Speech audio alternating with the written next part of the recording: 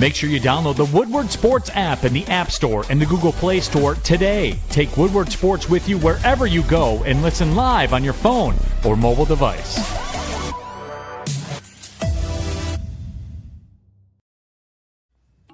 Good morning, everybody. Welcome to the Morning Woodward Show. Can we get that adjusted, please? Jeez. How's everybody doing today? What's up, Jeff? Doing good. I would tell you good morning. How was your weekend? But I know how all of your weekends were. It wasn't good at all.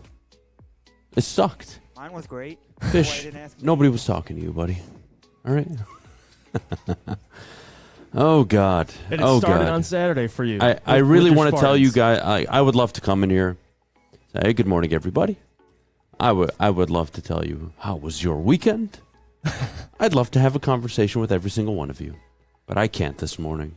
I can't. I absolutely can't. I'm disgusted. I'm not happy at all. At some point, this has to stop. Having said that, we got a jam-packed show today. I'm going to do my best. We're going to do a deep dive. No, I'm not going to do my best to stay calm. I don't want to be calm. There's nothing to be calm about. You're up 14 in the first half. You're up 10 late in the fourth quarter. 24-14. I don't have the words for this crap. And I don't care that, we gave our predictions and we thought the Vikings were going to win. No. We thought the Vikings were going to win 28-24 or 32-28. I forget the score we called yesterday. I don't give a damn. I really don't. I hope you woke up this morning, Dan. I hope you had your 2 cups of venti. I hope you looked yourself in the mirror and say, boy, I suck. I really do. I hope you woke up, you had that Starbucks coffee that you love so much. I hope you watched back the game, and I hope you just, sat there and gave some deep thought into it. Like, damn, man, that's pretty impressive of me to throw away that game. I did a hell of a job there.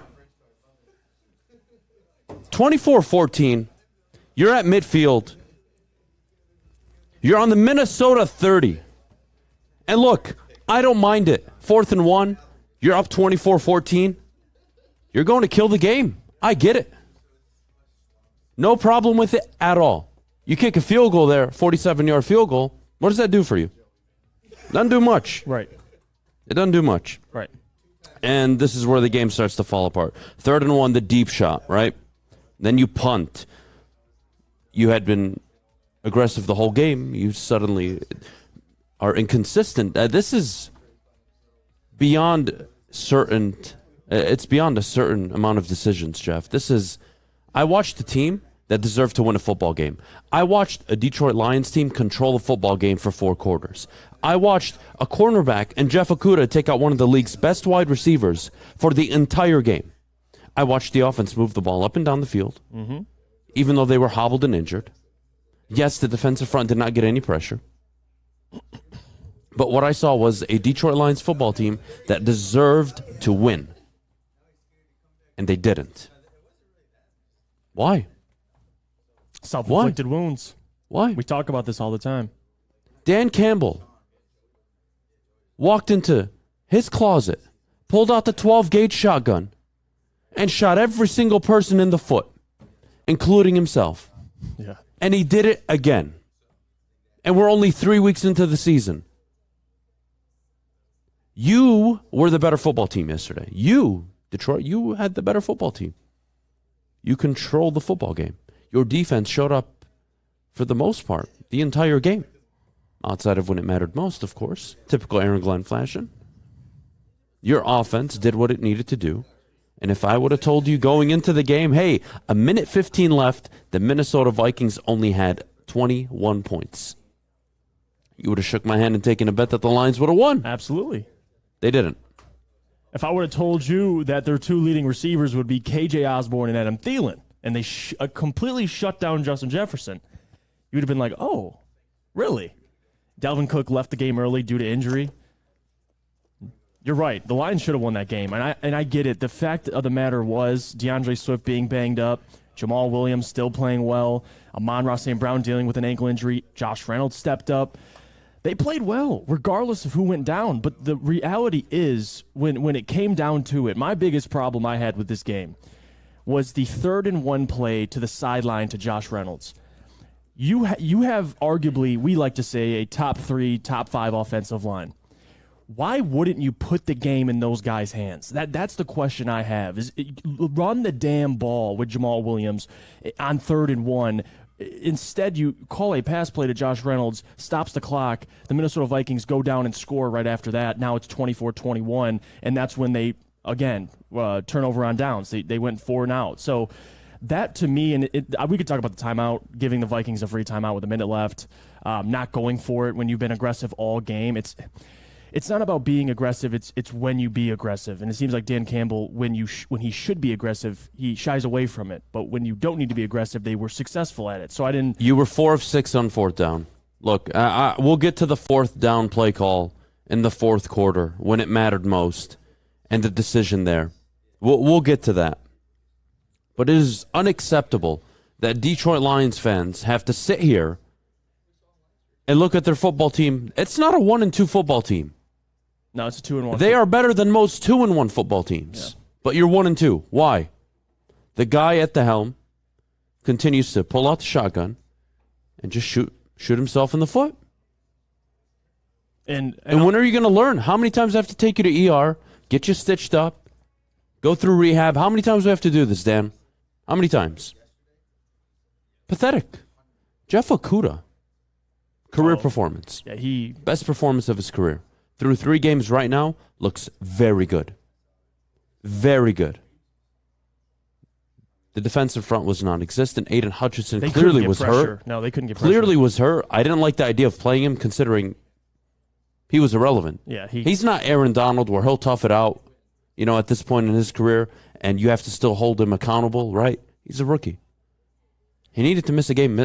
Have him miss the game. Let him recover. He did not look himself at all. Man, what an awful Monday morning. That was terrible. Well, I am questioning the hell out of Dan Campbell, man.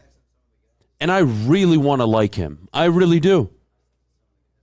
He's a player's coach, says all the right things, takes accountability. You really want the guy to succeed? Hell, I would root for anybody to succeed with this freaking football team. And they all make the same mistakes. And then that happens. They all make the same mistakes. Let's go through the game. Lions come out. Mm-hmm. Jared Goff looks really good. He did. Decisive. Big throws to DJ Chark on the first drive. Seibert misses a 48-yard field goal, I believe. Yeah, he missed the first one. The Vikings go down and miss a field goal. Yep. 56-yard attempt, pushes it right. Cool. 4th and 5. Second drive of the game for the Lions. They're going for it. They're being aggressive. They're on the road. They're trying to take advantage of what just happened. Cool. They convert St. Brown, big play. This is prior to his ankle injury. Yep. Cool. That results in a Jamal Williams touchdown near the end. Phenomenal. Up 7-0. 4th and inches. They go for it. They're up 7-0 at the time. They get it. 4th and 1, up 7-0. Start of the second quarter. They go for it. Sets up a T.J. Hawkinson touchdown. You are aggressive early on, and you are being rewarded for it. You're up 14. Congratulations. And the Lions 4th and 2. Up 14. They go for it on their own 49.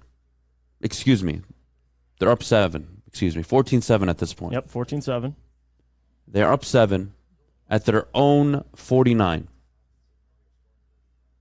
And again, up until that point, I don't mind. You're being aggressive. I don't mind it, Jeff. What I mind is the execution. You ran play action, and your hot read was your player running across the field so Jared Goff would have to throw across his body? Yeah. He was open. But the fact that you have to throw across your body to the sideline, it had incompletion written all over it. Awful execution. Wasn't happy with the play call there. And what does that result in? A Minnesota touchdown. Now you're going into halftime 14-14. Mm-hmm. Second half. You come out. Everything's looking good. Team's starting to dominate. You are up 24-14. You score a field goal and then a touchdown. You are looking in control of this football game, Jeff. Dalvin Cook fumbles. You should be able to go and put that game away. Not only did he fumble, he got hurt. He was out for the game. You should be able to put that game away. And what do they do? Miss Chark on a throw. Throw a check down. Run the football. Punt. 3 and out. 3 and out. 3rd and 1. Which notably you called out, the Josh Reynolds, where he stopped running. I didn't mind the play call. I did. I mean, that's a low percentage play call. You take it because in the back of your mind, you know they're going to go for it, Jeff. Jeff? They tried earlier in the game. They had a play action. It worked. Give he the was ball wide to open. Jamal Williams. It's 1 freaking yard. He was wide open. He was averaging 4.5 yards per I understand. per pop. So I'm gonna. But what did the team? What had they done all game? Had they not been going for it? Yes, this is the one I don't have a problem with. It's third the and 3rd one. and 1 attempt, I don't mind. And if Josh Reynolds would have just kept running, that would have been a touchdown. Having said that, that's a low percentage play. Even if it's low percentage, running it on 4th and 1, is that not a high percentage play for this offensive? I understand. But you wasted a deep shot, correct? It's still 4th and 1. And they punted. That's the problem. That's the problem. You want to be upset with the play call on 3rd down? You say, hey, 2 attempts to run for it and get it? Fine, I can get it. But at the end of the day, the play call worked. Reynolds was open. The ball was perfect. He stopped running. Whether because that's going to happen. God was talking to him and he just lost track of time. I don't know what was going on. Doesn't matter. I don't really have a problem with that. Then the Vikings go down and score. Touchdown. 24-21. The rest is history. The rest is history. Unbelievable. Unbelievable. You find ways to lose games under this head coach. That's what I know. You ask me what I know about Dan Campbell? I know that he knows how to lose games. 2 out of the 3 games so far. You should have beat Philly. I don't care what any of you tell me. You had every opportunity to beat Philly. You were up 7-0. They just had a turnover on downs. And what do? You answer it with 3 consecutive 3-and-outs. You shoot yourself in the foot before half. You give them an extra possession. They make themselves up 10. Now you're down 2 possessions. They come out of the 3rd. They get a touchdown. Now you're down 3 instead of what would have been 2.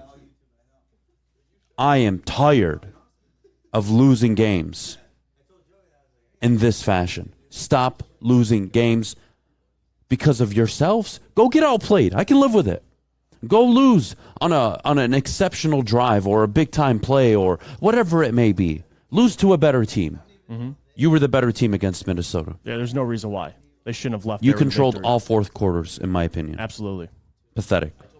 Absolutely pathetic. When we get back, how the Detroit Lions lost the game. Jeff Okudah at 8:30. We got to talk about Jeff. A hell of a game. Aaron Glenn and the defense couldn't make a stop if their mothers' lives depended on it. Top of the hour, we'll get to Dan Campbell. 9:29, Michigan State. We'll get to everything else later on in the show. But before we do move on, Jeff, I got to tell all of you about my drink of NFL Sunday. And I'm not going to lie, I had a lot of them after watching that crap. That was the Mulligan. Brought to you by our good friends over at Gypsy Vodka. 8% alcohol, iced tea, lemonade, Gypsy Vodka mixed. It is the go-to drink for me on NFL Sundays. All I ask of you is please drink responsibly. For a limited time only, all new burgers and loaded fries at Big Boy. It's not a Slim Jim, it's the Big Jim. The chili cheese is such a tease. Guess what else is new? The bacon blue. How about upgrading those fries?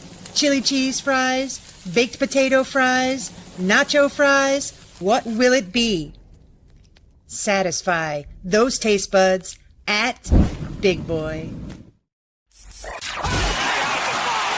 NBA championships. Detroit fans were there. 11 Stanley Cups. Detroit fans were there. 4 World Series wins. Detroit fans were there. And that one Lions playoff win in 1991, yeah, Detroit fans were there. Woodward Sports, where the fans are. Get a free Woodward Sports t-shirt. That's right, a free Woodward Sports t-shirt all month long at Big Frog and Novi. Just stop in, tell them we sent you, and they will print one out for you on the spot. So go to Big Frog and Novi today, get your free t-shirt, or visit them online at bigfrog.com/Novi. All right, look, I want to get to the people a little bit because I want to hear out what the people have to say. Let's start with Eric. Eric says, Dan Campbell and Ben Johnson are equal to blame. Why y'all don't give Ben any blame because last year y'all was all over Anthony Lynn. Eric, shut the hell up. Eric, do me a favor. Stop by and grab them for me. How about that? Eric, people like you are absolutely what's wrong with this country. You are the head coach of a football team. You are responsible. Nobody else. Right. At the end of the day, you are responsible. Ben Johnson in the offense is the second highest scoring offense in the NFL. Yesterday was not about the offense struggling. Yesterday was not about the offense not executing. Mm-hmm. Yesterday was about your head coach having a complete brain fart in the fourth quarter with 1:15 left, standing there, literally on the sideline.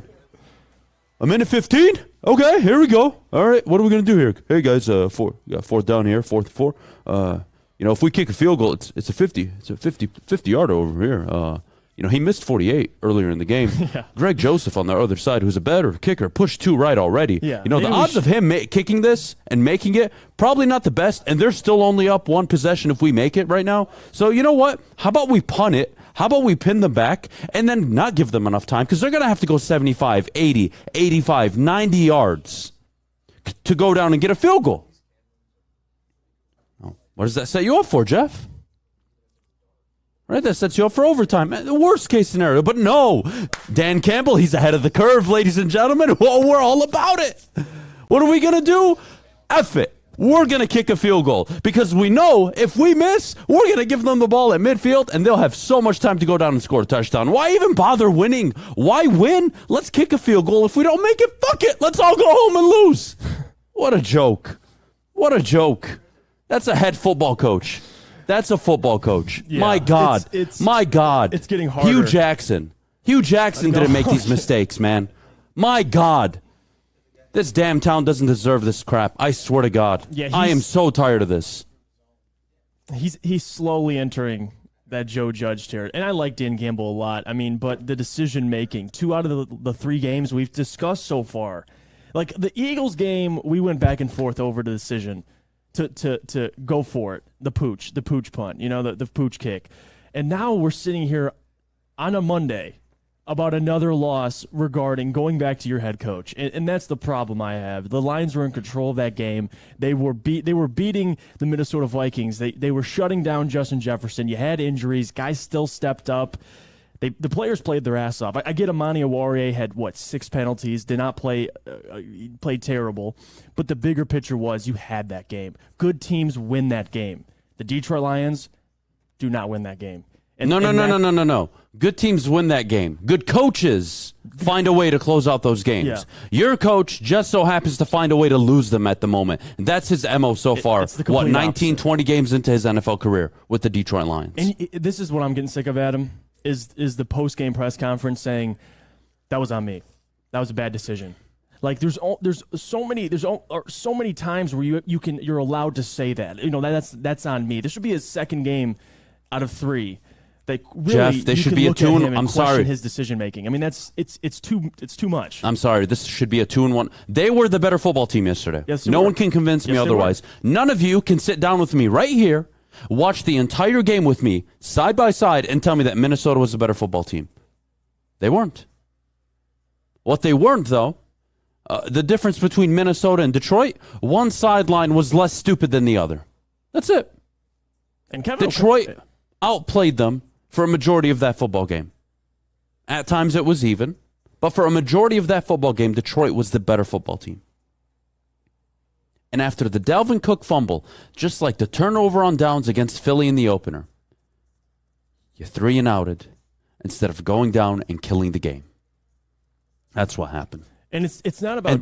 Go ahead. No, I just want to say it's not Dan Campbell coming out and saying it was his fault. Like, yeah, I respect his honesty, but there's already so many times you're willing to accept that. That's like going to court and admitting, hey, so, you know what, Judge, I was speeding. I know the guy pulled me over and told me I was speeding, but I just wanted to let you know, hey, I was speeding, so give me my ticket. You're going to keep speeding and then keep admitting you're speeding. Come on, man. Should we praise you for being honest? I mean, stop fucking speeding. Can we do that, please? I mean, honestly. So the Lions, they shot themselves in the foot again. It was a terrible loss. They were in control of that game. How do you lose a game? The defense honestly played their best game until that touchdown by KJ Osborne at the end. No Tracy Walker. Guy still stepped up. Achilles Even injury, without getting pressure to the quarterback, they played well, and the offense played well. They just couldn't close it. It was bad decision-making at the end, and they shot themselves in the foot, which sitting here on a Monday discussing another game. I don't mind where you that happened. losing football games. It's the NFL. Welcome to the NFL. You are going to lose football games. When you're a team like the Detroit Lions and you're in year 2 of a rebuild, you are expected to lose 8, 9, 10 football games. All right, cool. We are all on the same page. The loss isn't really the problem. The problem is you find yourself again in a position where you are the better team. You are outplaying this team. You are out coaching them for a majority of the game. And when it matters most, you find a way to absolutely shoot yourself in the foot. You guys walk me through the decision with a minute 15 left. Forget hindsight. I wouldn't have gone for it. I wouldn't have. Not the opportunity. The momentum was with Minnesota. There was a minute 15 left. Punt it. Make Kirk Cousins work for the 3 points. Because a minute 15 to go down 40, 50, 60 yards, they don't have any timeouts. They're not going to be able to use the clock. They're not going to be able to beat you deep for a touchdown. You keep everything in front of you. Worst case scenario, you go to overtime. Worst case scenario, you make a kicker who's already missed 2 field goals. Try and make one when it matters most. Instead of either punting or But going no, for it. but no, You had man. two other But no, options there. we're too smart for this, man. Yeah, right. Convention. My son, who's not even born, could call a better play in Madden than this jackass on the football field. It is common sense logic. You're at midfield almost. Hey, if we don't make this field goal, they have a minute 15 and about 45, 50 yards to go down and score. You have one of the best punters in the game. Anything? Does that count for anything? Maybe pin them at the 8, the 10. Hell, I'll take it at the 15. You protect the sidelines, they are going to have to work their asses off to get in field goal position. And even then, you don't lose the game. The difference between winning and losing are those little decisions that you make during the course of a game. And Dan Campbell so far, this season, 0 for 4 on crucial point decisions. Before halftime against Philly, timeout against Philly in the third quarter, onside kick, not electing to punt in a clear punting situation and make Kirk Cousins, instead of making him comfortable and confident. I got a minute 15. I only have to go down 50 yards. I'm chilling. Hell, if I want to get in field goal position, I just need to get 2 first downs. Right. You took all the pressure off of Kirk Cousins, who hadn't looked all that great all game. Yeah, Jeff Okudah had locked down Justin Jefferson. What a waste. If you're not going to go for it there, I'd rather you just punt the ball. I mean, instead of relying on Seibert to kick a field goal that he didn't make earlier in the game, and now, like you said, giving Kirk Cousins a short field. I mean, it's shooting yourself in the foot. I mean, it really is. You guys, look, I try to give you the benefit of the doubt in the chat. I really do. I like to listen to you guys. I do my best to read them during the show. You guys are on some next level stupid stuff right now. Let me walk you through something. Conventional football, forget you're the Detroit Lions, forget who your coach is, I don't care about any of it. You punt the ball. Oh, well, Adam, they would have scored either way. No, they wouldn't have. You pin them back at the 10. Let's say the 10-yard line. Hypothetical here. Right. They have a minute 07, minute 6 to go down 45, 50, 60 yards just to get in field goal position. Well, you forgot he did call the timeout, too, before that. And on top of it, Dan Campbell stopping the clock. And on top of it, you follow up out of a timeout with, quote, miscommunication. Boy, isn't that the theme of an Aaron Glenn defense right now. It's always, quote, miscommunication. How about you got beat? Miscommunication. On KJ Osborne for the win.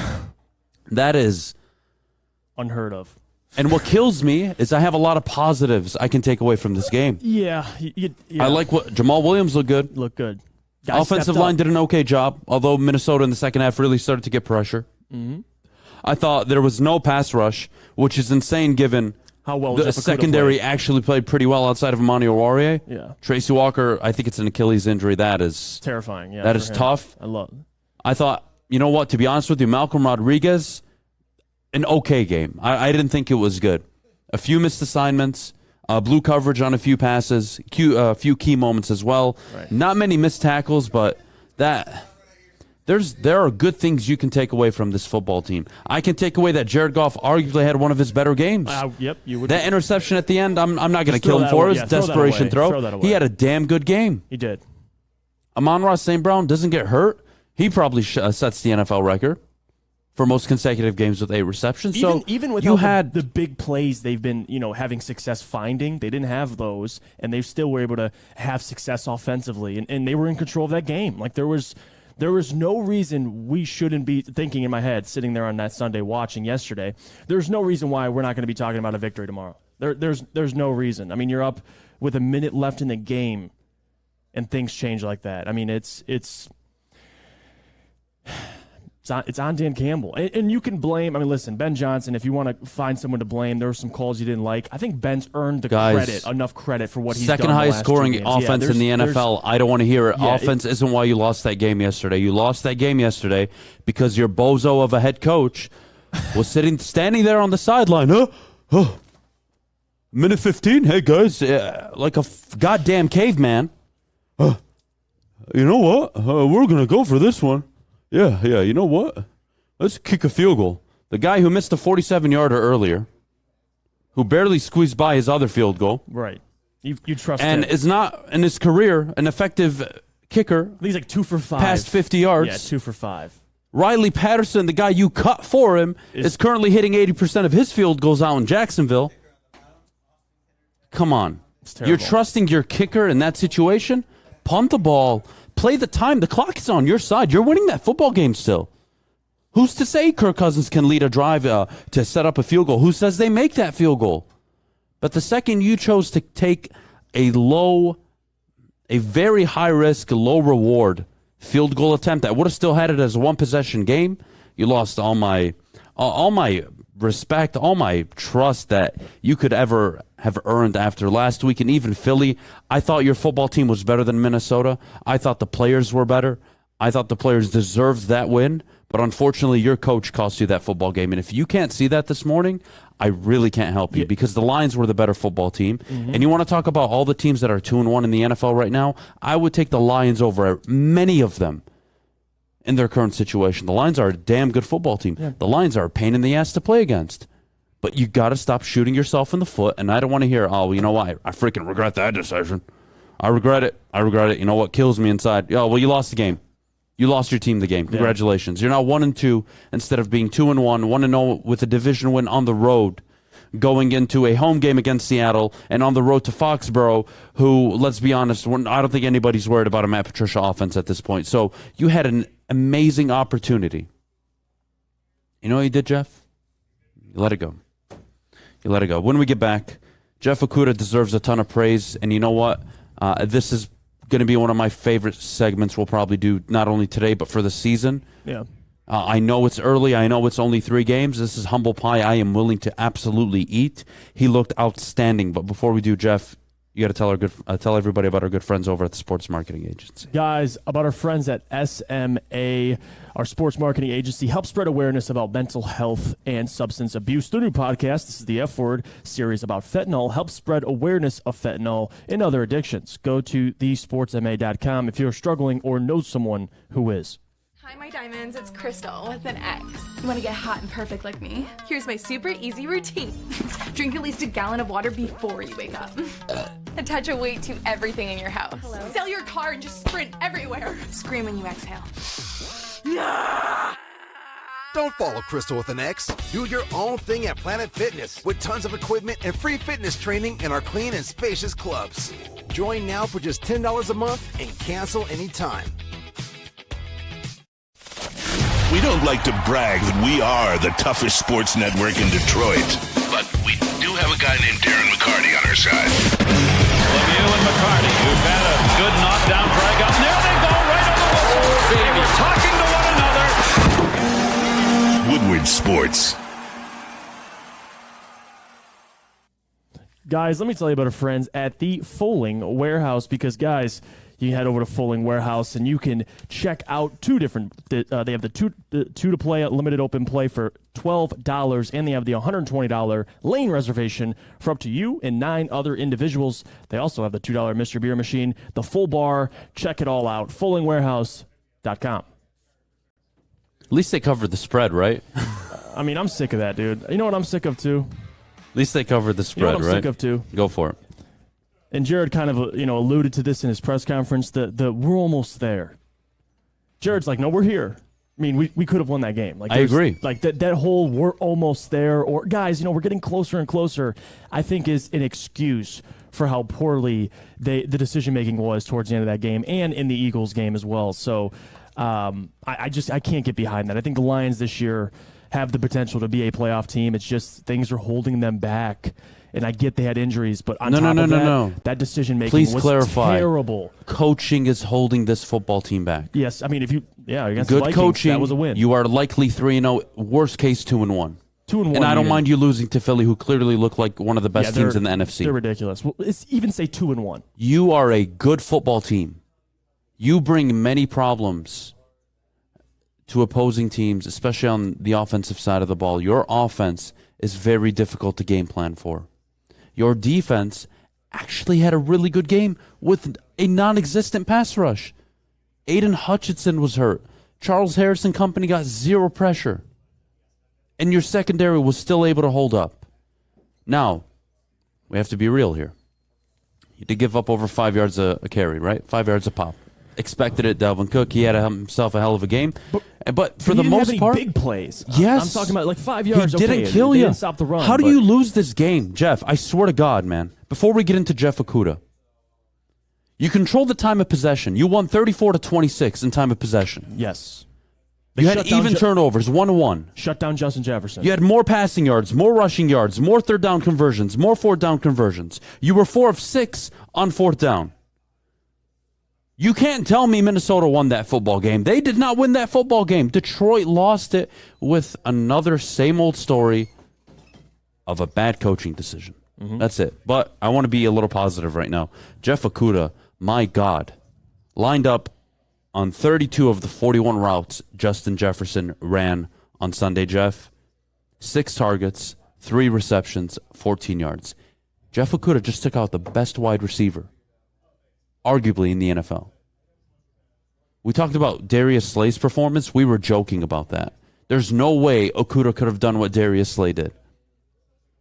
Well, he didn't, but he actually did without the interceptions. Right. He shut him down. Mm-hmm. Jeff Okudah, I was not expecting that. 10 out of 10 performance. I hope it continues. His arguably the best game of his career. And that's what a corner looks like. A guy you're not seeing on the screen often. When he is, it's those underneath routes, 3, 4, 5 yards. It's not killing you. Jeff Okudah had his best career game, Jeff, and I got to say, you know who he reminded me of? What are you about to say? Jeff Okudah reminded me of Jalen Ramsey. I'll tell you why. Hear me out. How physical was he at the line of scrimmage with Justin Jefferson? He was jamming Justin Jefferson every single time. How physical was he during the play? How physical was he after the play? Remember that shove he had on Jefferson? He was manhandling him, yeah. That is Jalen Ramsey at his best. A pest in front of you, doesn't let you get off the line of scrimmage. Mm-hmm. And what shocked me, and I can't believe, you want to talk about Minnesota, Kevin O'Connell, I love the guy. I think he's going to be a good coach. What the hell were you doing? How are you not getting Justin Jefferson in motion, giving him space to run off the line of scrimmage? Jeff Okudah was bullying him. Minnesota, like I said, they did not win that game. They were fortunate that Dan Campbell and the Lions gave it away, just like Zimmer did for the Lions last year. Mm-hmm. So congratulations. But at the end of the day, Jeff Okudah, phenomenal performance. He absolutely smothered Justin Jefferson. I was pleasantly shocked. And it's a confidence builder. Like, look at his first 3 weeks. I think it's just been getting better and better and better. Week 1 against Devontae Smith, 0 catches for 0 yards. Week 2 against Terry McLaurin, 2 catches, 22 yards. You saw the game Terry McLaurin had last night against the Eagles, by the way, over 100 yards. Justin Jefferson, 3 catches, 14 yards. Like, this is what Jeff Okudah is doing, coming off an Achilles injury. I think that speaks a lot to not only his work ethic, but Aaron Glenn and what he's done for his career. So, love what I've been seeing out of Jeff. It's crazy that we're talking on a Monday about Amani Oruwariye and not Jeff Okudah. Usually it would be the other way around, but Jeff Okudah's proven he is. I really think right now he's playing at a pace of a top 10, top 13 corner in this league. I mean, if you want to put him at top 10, that's fine with me. He's playing excellent. Now, would you like him to get an interception, get a turnover? Yes, but he's locking guys down. Not really. I don't care about those. Those are stats. No, I mean, Trayvon Diggs had 11 picks last year, right? You saw how that affected a little the game. different. You like him to get interceptions. I mean, that's bottom line. But he is shutting guys down, and that's all you can ask for. as a job of Jeff Okudah, take who you're guarding out of the game. He's done that for 3 straight weeks against Devontae, Terry McLaurin, and Justin Jefferson. He's been playing excellent. I thought it was, I think, his best career game. It's not even close. Absolutely. The best receiver. Look, does that mean he's out of the woods? He's here. He's arrived? Who knows? You got 14 games left on the year. But that is essentially a free agent signing, a first-round pick at this point, that you have a secondary player, let alone your corner, playing at that level. I thought Jeff had one of his better games. Let's go to the chat. I do like the Ramsey comparison. I do. I think very physical off the line scrimmage. The ability to press at the line, make Justin Jefferson uncomfortable. Again, how do you have to look at Kevin O'Connell and that coaching staff and say, hey, right, how are you going to get this guy going? That's your best player. Put him in the backfield. Have him come out of the backfield. Have him in motion. Give him a running start, whatever it may be. Mm-hmm. Like, I was shocked. The Vikings literally gift wrapped you a win yesterday, and you know what you did? It was a gift, a beautifully wrapped gift with a perfect bow on top. Christmas morning, they handed it to you, and you know what you said? Oh, I don't believe in Santa Claus. You just ran away, and they kept it, and they won. I can't. It's Monday, man. I don't like being angry this early in the morning. It is. I don't know. I have no words. I am I'll heated. I'll speak for you. The Lions did everything they needed to do to win that game. I mean, they really did. They doubled Justin Jefferson when they needed to. Jeff Okudah, even in single coverage, he did his job. Guys stepped up when others were injured. Amon-Ra, I mean, if you want to say 6 receptions for 73 yards is a bad game, I guess it is. But on top of that, Josh Reynolds, career high, 96 yards. Guys stepped up. T. Jackson scored a touchdown, which we were asking him to step up. He did. And they still didn't win. And Jamal Williams, 20 carries for 80, something yards, a good performance, 4.5 yards per carry. What changed everything was that last minute. I mean, if I want to nitpick the play call on 3rd and 1, fine. If you think the pass to Josh Reynolds was the right call, I'm not going to sit here and argue with you. I think it still should have been a run for Jamal Williams. But on top of that, it comes down to that last minute. I mean, it really does. Like most games in the NFL. I mean, they really do. They come down to those couple decisions at the end, and Dan Campbell, has proven to us consistently that he struggles in those situations. I mean, you should have went for that. You should not have kicked that field goal with Austin Seibert. There's no way you can convince me that was the right move. If you would have punted, I still would have had an issue with it. You should have went for it, but at least I would have respected the punt. The field goal was atrocious. It really was. It went exactly how I expected it to go. And even on top of that, it's inexcusable. The Lions are a better team than what happened yesterday. They should have won. There's no doubt they should be 2-1 right now in the season. And because of decisions late in games, they're now 1-2. And that speaks to, despite the injuries all the injuries they've endured, it speaks to coaching. And Dan Campbell's got to do a better job. He has to. And also, if you want to bring up Ben Johnson and Aaron Glenn, I'm fine with that. They got to do a better job as well. But it really falls on Dan Campbell's shoulders. It really does. What else is new? That's the head coach of your football team. And I hate having that conversation. I mean, it's getting old. It really is. Your job as the head coach is to stay out of the way. Stay out of the way. And he's for some reason, we keep having these discussions of why Dan Campbell has cost this team games because of the decision making. If you're going to be aggressive, be aggressive. Don't get cold feet in the biggest moment of the game. There's no excuse for that. I'm not going to let that one slide. So we'll see. They got Seattle this week at home, and I know those players are ticked off. I mean, those guys played hard, and they should have left with a win. And like Jared said, I think Jared said it best. They're here. I mean, they just needed to make a couple plays at the end of that game. But they didn't need to make a couple plays, if I'm honest. Again, well, Jared's not going to throw Dan under the bus. He's clearly going to say I can live with a punt with 1:15 left and make them work for a game-tying field goal, right? You pin them back. There's a lot of pressure on Kirk. Jeff Okudah had been shutting down Justin Jefferson basically the whole game. You weren't really too concerned there. Make them earn it. Don't just gift wrap them the game. Don't just give it away. Think about, I'm going to say this really slow for those of you out there that maybe don't understand. You make that field goal, you're still only up 1 possession. Say it again. You make that field goal, you're still only up 1 score. Mm-hmm. Come on. That is not the decision. I don't care hindsight. I don't care if he makes it. I don't care. Make them work for it. You have the game. You have control. Right. They have no timeouts. The clock is in your favor.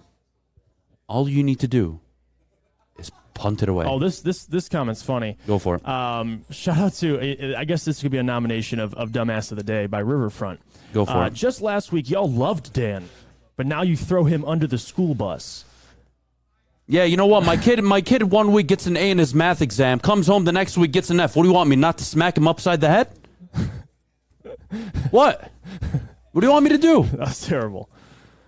Your kid brings home an A 1 week, the next week an F. What do you do? Oh, good job, Johnny. It's okay. I remember what you did last week. It's okay. Yeah, and apparently Riverfront didn't watch week 1 because we were. You have 2 Fs and 1 A. Yeah. Shut the hell up. Week 1, My goodness. I went back and forth with you defending Dan over the decision. Yeah, I'm sorry. The decisions have cost you football games. But there's no defense. There's no defense for what he did yesterday. That's the difference between a 2-1 team and a 1-2 team, and that's the reality of it. The Lions aren't going to take that next step until Dan gets better late in games. Because even if you want to question Kevin O'Connell last game against the Eagles, they stepped it up and they were able to get the job done. What if I say Kevin O'Connell didn't have a good game against Detroit? Would we all agree? Yeah, I didn't think Minnesota coached a really good game. No, I thought they were average. What is the one thing Minnesota and Kevin O'Connell did not do? Shoot themselves in the foot. The Dalvin Cook fumble was very unfortunate, right? I believe he hurt his wrist on that play or his shoulder. I don't recall. Fumbled the ball. Lions didn't do anything with it. Did Kevin O'Connell make any decision where you were scratching your head and saying, oh, man, that really cost Minnesota. Man, that really took them out of the game? Stayed out of the way. And that's a rookie head coach 3 games into his NFL career. And he's not shooting himself in the foot. Yeah. You have a head coach 2 games now, in 3 games total. 2 of them he's shot himself and his team in the foot. With this season under his belt.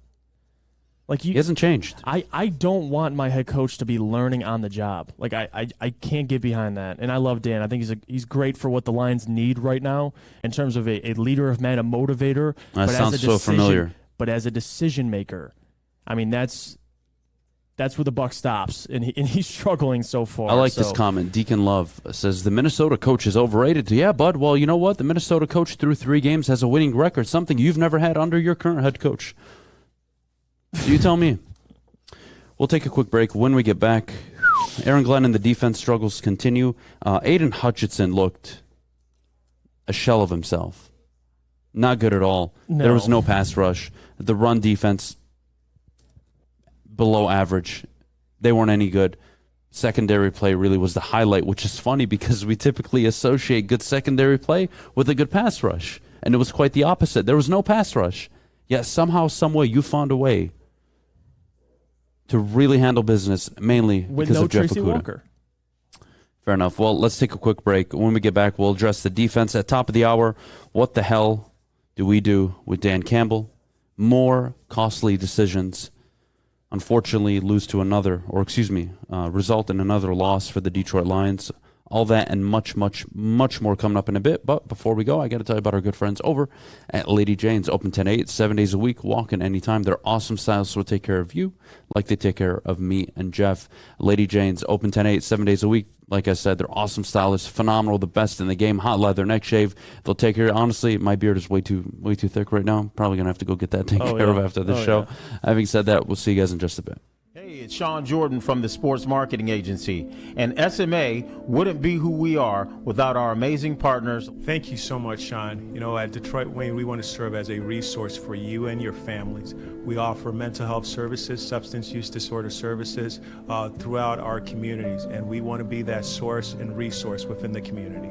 If you or a loved one are suffering from a mental health or substance abuse issue, please don't hesitate to call 1-800-241-4949. You don't have to go to the beach, man. You don't have to get your butt crack full of sand. You just need a little chili peppers, man, to get that glowing beach chili peppers tan. Woo! With 26 locations in the Metro Detroit area and more coming, Chili Peppers Tanning is where you'll find the cleanest salons in the D. Join the Pepper Club for the best deals on unlimited tanning. Head to chilipepperstanning.com. You just need a little chili peppers, man. We are the network for Detroit by Detroiters. Welcome to the Woodward Sports Network. Looking to buy or sell your home, whether you're a player or a fan, helping you buy, sell, or invest is Michael Phillips's top priority. Being in the game for over 23 years makes Mike the number one option for anybody. If you have real estate needs, call Mike Phillips at 313-403-0011. That's 313-403-0011. Jeff, we are back live here from Feldman Automotive out in Novi. My goodness. It was supposed to be a good Monday morning. It's supposed to be a win. I was preparing the smokes, the shades. I had some dessert I was going to bring in with me, homemade dessert. I opened the buff case. Took And now the you buffs guess out, get and nothing. Then I put them right back in a case. Now Put you them guys away. get nothing. No buffs.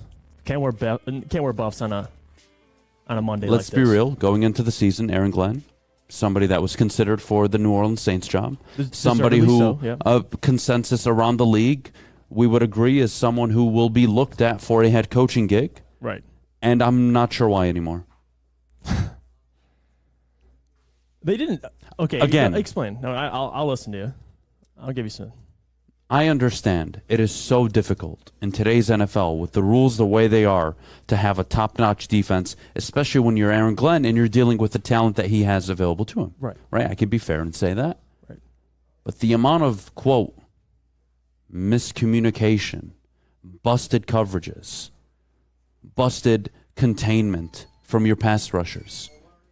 I mean, at some point, when you run certain coverages, certain things are not supposed to happen, and they seem to happen a lot more often under this guy than anyone else around the league.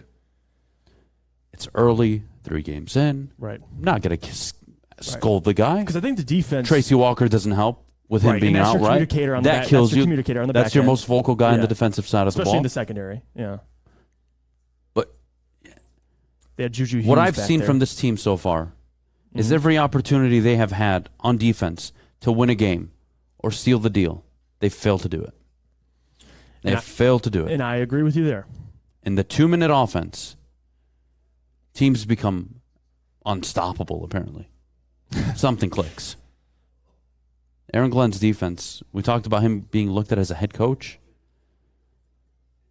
If I were to go around the league right now and look at coordinators that I would consider hiring, I don't think he's in my top 5, maybe not even top 7. And I think, obviously, a coach is only as good as the players he has available. I mean, last year the Lions did a good job. I know they weren't good statistically, but they did. They held a lot of teams to, 20, 23, 17, low-scoring games. The offense just couldn't seem to click. And now this year it's the opposite. The offense is playing well. And I think the defense even played well yesterday until that KJ Osborne touchdown at the end. And like you said, they couldn't get pressure on Kirk Cousins. The secondary still played well besides Amani with all those penalties. You lose Tracy Walker. They're already thin at depth at the defensive line, so no John Kaminsky. I did say it would affect them, and you saw it. I mean, Charles Harris had 3 sacks last year against the Vikings. Didn't register 1. I mean, the only sack they had was because of Alex Anzalone, which if you would have told me that before the game, I would have laughed. But it was the reality. I mean, Alex Anzalone was the only one who got to Kirk Cousins. I think it was less on Aaron Glenn and really how they responded. I mean, I'll take it. With a minute left, Adham, the Vikings have 21 points. That's a winnable game. Like, if you told me, Aaron Glenn, if you told me beforehand, Jeff, this defense is going to hold the Vikings to 21 points with a minute left in the ball game, I would have said, you know what? That's a winnable game. The Lions should win that game. They didn't. So I don't want to sit here and put all this blame on Aaron Glenn, but I'm with you there in terms of the miscommunication because you're seeing that a lot. And I want to blame it on Tracy because he's that communicator, that leader, the play caller, especially in the secondary. But I can't let that slide. And I want to blame Juju Hughes. But how many on top positives of can you that- take away from that game, right? You can look at the offense at times. Right. Phenomenal. Second highest scoring offense Right. in the NFL right now. You look at a defense that, for the most part, Jeff Okudah shut down Justin Jefferson. Minnesota's offense really struggled to get things going. Yes, 2 missed field goals. Playing a pretty damn good game. But the reality is, as much as I can take away all the positives in the world, Your head coach cost you a football game. That's it. I mean, that's... Your defensive coordinator, somehow out of a timeout again, showed busted coverage. You tell me. That's okay, right? It's okay because... Wait, my favorite comment. Where is it? Lions fans Haas. My man. Thank you for joining us this morning. Says, welcome to the equivalent of two dudes crying. We're crying, Jeff. We were not supposed to win this game. We competed. One bad call, and you're about to jump off the Detroit bridge. Buddy, where do I start? You were supposed to win that game. Why? You were up 14 to start. You were then up 10. You hold up the 21 points with a minute left. A minute 15, they only have 21 points on the board. You are winning that game. Mm-hmm. Worst case scenario, you punt, and they go down, and they tie it. Worst case scenario. And what happens? No. We're going to be smart here and attempt a 50-plus yard field goal with a guy that's already pushed right. And hasn't been good in his career from 50. Who has, I believe, a 40% make record from 50 yards in his career. You're going to trust him instead of trusting the best punter, arguably, in the North? At least. Jack Fox, one of the best punters in the NFL. Instead of trusting him to pin them back and put pressure on their quarterback and put pressure on their football team, you gave them a lackadaisical, oh, man, if we get one first down and it's a 14, 15-yard play, we're in field goal range. We're good. So all we have to drop is one first down. Right. What do they get? Multiple, and then the busted coverage, KJ Osborne touchdown. That's coaching. I mean, that's just coaching. That's not understanding the game. You're talking situational football. This guy is one of the worst in the NFL, if not the worst. That's the reality. How else do I come in here? What do you want me to do? I can tell you Jeff Okudah had a really good game.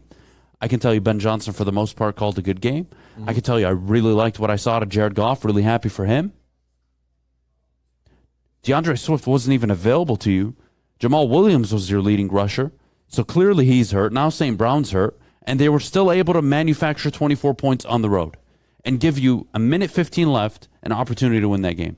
And you didn't. Yeah.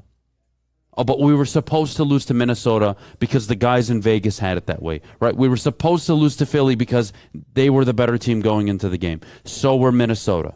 We were supposed to lose. So now the fact that you had the game in your hands and you blew it, it's okay because at the end of the day, it's just one loss and we were supposed to lose it. Instead of sitting here and objectively looking at something and saying, okay, this is becoming a trend with this team. This is becoming a theme, a common theme with this head coach, which is late game situations, he botches them. That's his track record. That's his track record, Jeff. Again, individuals I can point out and say had good games. TJ Hawkinson. How about TJ Hawkinson? Career game. Round of applause, TJ Hawkinson. 3 catches, 18 yards. Phenomenal. What a game-breaking tight end. Wow. Phenomenal. Exceptional. Boy, he put those Vikings linebackers to work.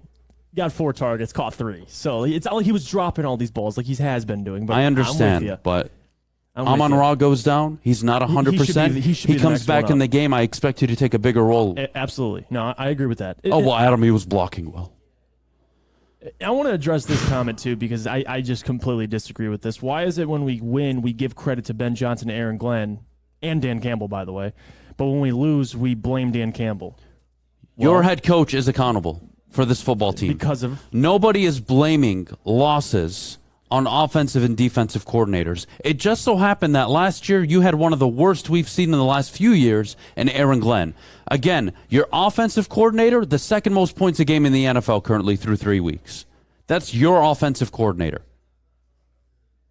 Your defense actually had a good game without much of a pass rush, to be honest with you, up until that last drive. And it was your coach, your head coach. Where's my paper? I threw it earlier. Oh, you threw that thing into the heavens. I put it behind you right there. Your head coach, welcome, by the way. your head coach up 24-14, who was aggressive all game, decided to pull the reins back.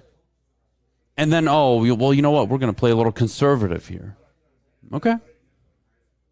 But then when it's time to just play conventional football, we are going to kick a field goal that all it does is make them, now they have to score a touchdown. But if we miss this field goal, we're giving them basically the ball at midfield. How does that make sense to any of you? Yes, they dominated Washington in the first half. The offense clicked and answered Washington in the second half and prevented them from coming back. The team deserves 100% credit. Yes, winning helps. It's much easier to come in on a Monday after a win. Well, it's easier when you're scoring. Like if the Lions are consistently getting in the end zone, there's not too many decisions Dan has to make, Adam. Like last game, they're getting in. What do they have? The three or fourth highest touchdown percentage in the NFL. So when they're getting there and scoring, it's not much to decide. But when these games get to this point where you're a minute left and you have to make these types of decisions, that's when Dan Campbell, that's what he's there for, to make these decisions. And he seems to just keep making the wrong decision. And eventually, you're going to have to hold him accountable. Like, this is a 2-1 football team right now. And they're 1-2. That's the crazy thing. On the road. I can literally sit up here. I can look in the camera right now and tell every single one of you Detroit Lions fans, I think the world of your football team. I think the world about the talent and where it's going. Right. Are you missing 3, 4, 5 players maybe on the defensive side of the ball? Absolutely. Are you missing one more X-factor player on offense and who can actually just stay healthy? Yes, you are. Yeah. But I really like your football team. I told you going into the year you would be a pain in the ass to play against. And what do you know? You gave Philly fits, you killed Washington, and you gave Minnesota fits. The difference between the Minnesota and Philly game, I do believe Philly were the better team for the most part in that game. Pretty much from you start deserve to to finish. lose that game. Yeah. Fair? Even though your coach shot you in the foot, you still deserve to lose that game. Well, you were better than Minnesota. Mm-hmm. That is the frustrating thing here on a Monday morning. It's not that you lost the football game. No, in hindsight, this is a game we expected you to lose. But you should have won that game. You were the better team for 4 quarters. Maybe I give Minnesota the second quarter. Maybe. But at the end of the day. Yeah, even then, the games, I mean, you're going to have those. At the end of the day, the Lions were the better team. The Lions controlled time of possession. The Lions forced a turnover. It was 1-1 in the turnover battle. The Lions had more yards through the air, more total yards, more running yards. The Lions did, not the Vikings. And all that I can list out for you. More fourth down conversions. Better on third down than the Vikings were. And you somehow found a way to lose that game. That is what's frustrating on a Monday morning. Mm-hmm. Not the fact that you lost to Minnesota, who I think are going to win the division, who you are playing on the road at US Bank Stadium. All right, this is a game, well, yeah, if you lose, it's not the end of the world. But I'm sorry. Look at the trend now. How many times are you going to lose a game because of your head coach? How many times? Send out your kicker, who already missed a field goal early on in that game? Oh, by the way, well, Adam, if the kicker would have just made his kicks, they would have won the game. Yeah, if Minnesota's kicker would have made his kicks, they would have won the game too. Yeah. What are we playing? What game are we playing here? If Josh Reynolds knows the ball is coming, that's a touchdown. That Josh Reynolds play. I know you didn't like the play call on 3rd and 1, but I don't mind it given we've seen them go for it on 4th and 1. So if you want to take a shot on 3rd and then go for it, then that makes sense to me. Maybe that, and I think we agree there. Yeah, we do. But the fact that you go for the deep shot and now it's you know what? We're going to pull the reins back on this one. Let's punt. Fine, but now I have to question a little bit. But can I don't think I have the right to question that play because I think it was executed perfectly. Mm-hmm. Josh Reynolds stopped. Right. Whether he lost track of it, he didn't expect it, I don't care. The play call was perfect. They caught Minnesota off guard. They took their deep shot. It didn't work. Right. That is not why they lost the game, though. Fair? Let's take a quick break. When we get back, top of the hour, we got to talk more about Dan Campbell, his costly decisions. Michigan beating Maryland. They survive at the Big House. Michigan State absolutely sucking. We'll get to all that and more coming up second hour of the show. But before we do, Jeff, our good friends over at Cintron. Guys, Cintron is the official energy drink of the Red Wings. Cintron has combined all three of their delicious flavors into a limited edition 6-pack sampler box. Try Cintron's great tasting cranberry, classic, or sugar-free, all in one pack. You can pre-order your Cintron 6-pack sampler box today at cintronworld.com/Red Wings. New to the game or a season better? OddsTrader.com has everything you need to make the right bet ahead of kickoff. Begin your handicapping journey with OddsTrader. Improve your edge by finding the best price on every game from sportsbooks in your backyard. Take advantage of the numerous sign-up bonus offers to pad your bankroll. Dive into key game statistics, player performance, and even account for the projected game day weather. Best of all, you can use the OddsTrader bet tracker to keep a log of your action. Welcome to OddsTrader, and best of luck.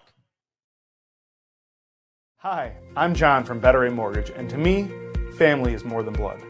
That's why I have the biggest family in Metro Detroit.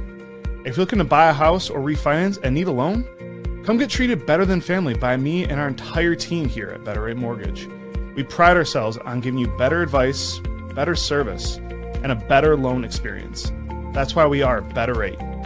If you're looking for a new mortgage, come get treated like family. Actually, better with Better Rate Mortgage. Visit us at mybetterrate.com or call at 248-480-4467 today. Thank you to all the fans for making Woodward Sports your #1 online destination for Detroit sports. We promise not to drop the ball. At Ulta, uptime matters. Ulta Equipment has everything you need to get the job done. You have a big project coming up, Ulta Rent has you covered. Call them today, 844-GO-TO-ULTA. That's 844-GO-TO-ULTA today. All right, we are back live here at Feldman Automotive out in Novi, top of the hour. Jeff, I've had my fair share of things to say. I want to hear you out. What the hell do we do with Dan Campbell? Another costly decision. Your thoughts on the decision in general? Walk me through what you were seeing when you were watching the game. I watched the Lions unexpectedly be the better team away on the road. And we talked about this, and I was worried, about the silent count being at Minnesota, their first road game. They actually played well. I mean, honestly, the offensive line played well. The run game, even without DeAndre Swift, played well. Jamal Williams, 2 touchdowns on the ground. I know he got the taunting penalty, which say what you want about it, but Jamal Williams did play good. Amon-Ra St. Brown had that ankle injury. Guys stepped up. Josh Reynolds stepped up. T.J. Hawkinson had a touchdown pass, a touchdown catch. Jared Goff had arguably his best game this year in terms of just being decisive, being clean, he made a lot of good throws. And even talk about the Josh Reynolds throw, it probably should have been a catch. I watched a team in the Lions, a team that was 1-1 in a wide-open NFC North, look like one of the best teams in the NFC North. It looked like you should have beat Minnesota, and I get it was a divisional game. It was physical. You had a lot of injuries. But on top of that, it's crazy to think how even with the injuries they suffered, not having the big plays they had the last 2 games, that game was winnable. Like I said, you're a minute left in the ball game, and if you would have told me, Jeff, the defense held Minnesota to 21 points, there's a minute left, you're up by a field goal, and the decision, I think, which changed, and I would like to bring up the 3rd and 1, you should have ran into Jamal, but more importantly, the decision to kick the field goal is really what took this thing off the rails, because Minnesota got the momentum. They take it down. KJ Osborne, it takes 1 miscommunication, touchdown. The game's over. You blink, it's over. And again, that's the problem I have with Dan Campbell is listen, we're not going to talk about Dan Campbell in a win. Obviously, you're scoring. There's no tough decisions that need to be made. But in a game like this, a divisional game where with a minute left, these decisions have to be made, and Dan Campbell makes the wrong one, and it's not just this game. It goes back to last year, the questionable decision-making, the time management, taking a timeout with a minute left. I mean, there were bad decision after the 2-minute warning, and that's the problem I have is how they finished. And if you want to take that next step, if you want to be taken seriously, Dan Campbell has to get out of the way. Like, you can't be the center of conversation on a Monday when you lose. I'd much rather, let's say the Lions punt the ball. the Minnesota Vikings, they drive down the field, let's say they don't take a timeout, and they find a way to score. At least you can say, you know what? You can nitpick, and there's decisions that you didn't like in the ball game, but if Dan did make a decision which costed them, I think, with the field goal, why even attempt it? I mean, Austin Seibert, like you said, 2 for 5 in his career from 50. That was. If you want to talk about analytics, that was not a decision. I mean, that was a terrible decision. And that's what frustrates me with Dan Campbell. I love him as a person. I love him as a coach. I think right now with what he's doing in terms of coaching, guys are stepping up, next man up, and I love that. But the decision making, Adam, that's what's going to get you fired. I mean, I'm not saying fire Dan Campbell, but those decisions are why McCarthy, why Matt Rule, why these guys are on the hot seat is because of how they finish games. And Dan Campbell is trending in that direction. I'm not going to say fire him right now, Adam, but what I saw yesterday with a minute left, that is inexcusable. Like to face Minnesota, a team that I predicted they would lose to. We both agreed they would lose to. And if you would have told me they had control that entire game, and with a minute left you throw it away because of one or two decisions, that's where you lose me. And I think Dan, he has to be better, and I'm sick of saying that. But if we're having this conversation 8, 9, 10 weeks in where Dan has costed this team games, we're going to get to a point which we're really going to have to decide, is Dan Campbell holding them back? And I'm not going to say right now he is, but this team is good enough right now, Adam. They should not be 1-2. I gave you a deadline last year. By Thanksgiving. I told you by Thanksgiving this year I would have made up my mind. I'm sticking to it. I'm not doing the Dan Campbell, is he the coach of the future? I'm not doing that. What I am going to tell you, though, is there is a pattern of behavior that's now developing. And until that changes, it is going to be added to my list of things I'm concerned with. And you can talk about a winning culture and, building things from the ground up and everything they've done so far in the year and a quarter, year and a half almost that they've been in charge. But the only way to establish true culture is by winning. You have to win. It's like running a business. I'm gonna start my business and we're gonna build it based on culture. Well, part of winning. But what if you don't have any revenue? What if you lose more money than you make? Well, then you don't have a business. But 80% of the games... I don't care how good your culture is. Adam, 80% of these... This is why I'm so worried, because if we expect the Lions in the next year to contend for the division, 80% of the games you watch every Sunday, every week, come down to the last minute or two. Yes. And we have a guy in charge, in Dan Campbell, who we can't trust. That's what should make Lions fans nervous, is when these games have to be decided by decision-making from your head coach, and he continuously fails to do that, dating back to last year, you should be worried. I'm not a fan of a head coach learning on the job. I just think that's ridiculous. Give Dan Campbell more time. He's had almost a year and a half under his belt as a head coach. There has to be a time where eventually he learns. But seeing what happened yesterday and what transpired, I don't know how that gives you confidence moving forward. You had the better team. Dalvin Cook was injured. Justin Jefferson was ineffective, and you still lost. Think about that for a second. That is inexcusable. And Dan Campbell, a lot of self-reflection he has to do, but this week against Seattle, you cannot lose this game. 0% chance. If you lose this week to Seattle, you're not going to want to hear us Monday. Jeff, I'll tell you that. In last season, how many games were decided by a last-second score? You said in the final minute. When? Last season. How many games league-wide? I'll say 20-something. 25. Why not? All right. Pretty close. 34. Okay. All right. So even more. 34 games last year. Of all the games played around the league, were decided on the last drive of the game where a team scored. That doesn't include all the drives where a team went down and failed to score. More often than not, like you said, these games are decided in the last waning moments of the game, minute, 2 minutes of the game. And the reality is your offense did have the ball, and they needed a first down. They failed to do so. They failed to run for a first down that would have closed out the game. Fine. But where is the coaching to say, all right, fine, we're going to live with this. We're going to pin them back. We're going to send out our defense that so far has done a really damn good job.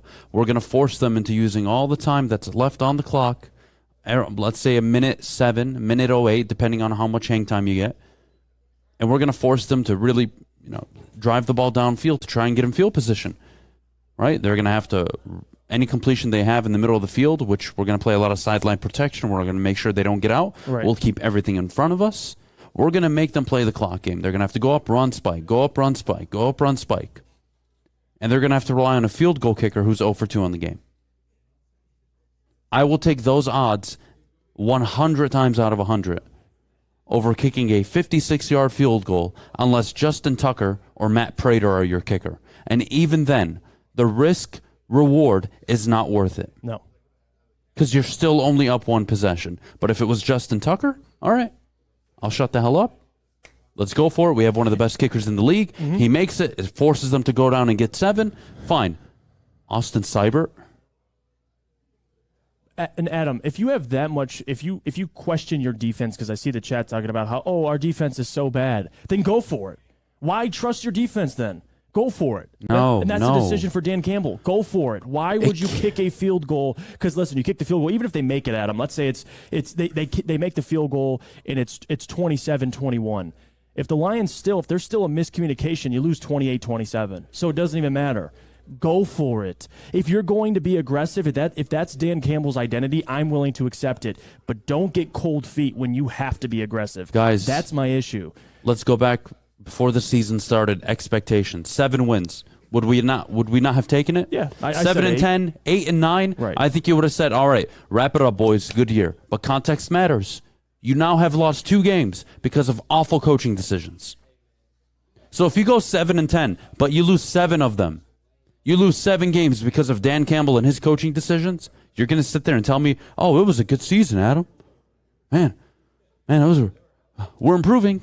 No, because the reality is your football team is improving, your coaching isn't. And coaching matters, man. Go look at Kevin Stefanski. They just won on Thursday Night Football. Somehow, without their starting quarterback, they're 2-1. Coaching matters in the NFL. You think the Lions aren't more talented than the Bears? The Lions are absolutely more talented than the Bears. The Bears are 2-1. How? I swear I don't know. But I'm much more confident what the Lions are doing than what the Bears are. The difference is, so far, Matt Eberflus hasn't gone to the cabin, shot himself in the foot. They're sneaking Dan Campbell's done it victories. twice. Right. They won by a field goal against the Texans. Like they didn't. And that was with Justin Fields throwing 2 interceptions. So, they didn't play well either. They still found a way. And I get the Texans and the Vikings, 2 different teams. But the point is, most games come down to those last decisions, those last 2 minutes of a game. And your head coach is proven time and time again that he has made the wrong decision consistently. Whether it was taking a timeout last year against Chicago. I was at that game. I watched the crowd and how they reacted to that decision. And now fast forward a year later, week 3, you're making bad decisions again? It's inexcusable. And listen, I would love to give Dan Campbell the benefit of the doubt, but that's not my job. My job is to talk about what I see. And I see Dan Campbell in the situation where you have to either go for it or punt it. I'd rather they can go for it because how bad their defense, especially at the end, go for it. You didn't do that. You chose to kick a field goal. You didn't get it. That loss is on the decision-making at the end. It really is. I mean, you can nitpick all you want. The players played their ass off, and that's what I saw. Amani Awari, I get he had all those penalties, but overall, if you told, again, I'm going to keep repeating this. The Vikings had 21 with a minute left. 21 points. And the defense has shown us time and time again, the first 2 weeks, they've given up 30+. Well, 27. And then against the Vikings, that happens. They're averaging 32.5 points a game on defense, given up. And then you tell me 21 with a minute left. I'm confident of our chances. And it is what it is. It is what it is. All right, fair enough. Let's take a quick pause. When we get back, Michigan close out Maryland in a nail-biting game a little bit. Maryland, Tagovailoa's brother, not bad. Looked pretty good. Michigan football took care of business, though. And then, of course, there's Mel Tucker and Michigan State, who... The Adham Beydoun Jinx.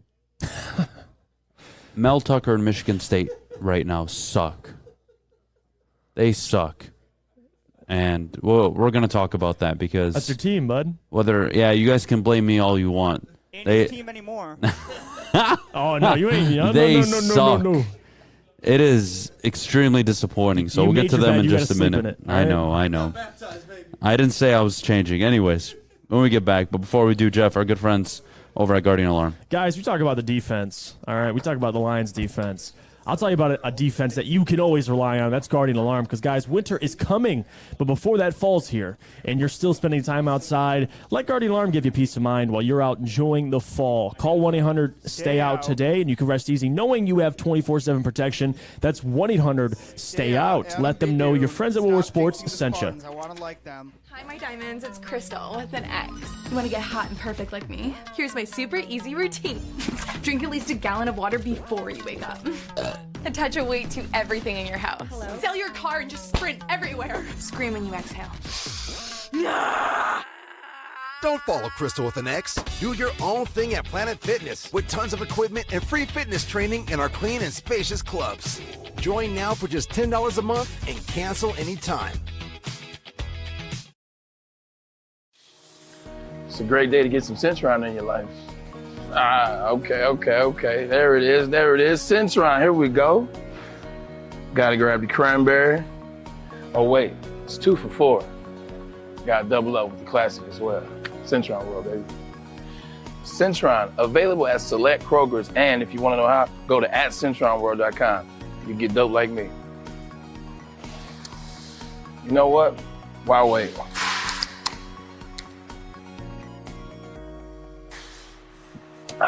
Great taste, guaranteed.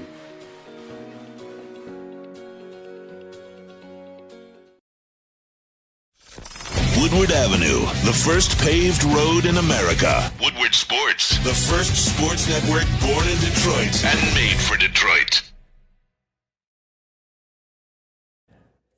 Guys, time to talk Swiss. Not Turkey and Swiss. Swiss Insurance Group. Mark and his awesome team at Swiss Insurance want to remind you that September is National Life Insurance Awareness Month. Swiss can help you save money on home and auto, resulting in no additional out of your pocket for your life insurance needs. Reach out to the team at Swiss Insurance Group. Their experts will provide you with financial peace of mind if the unexpected happens. All right, we are back here on the Morning Woodward Show. Jeff, I just want to get this out of the way.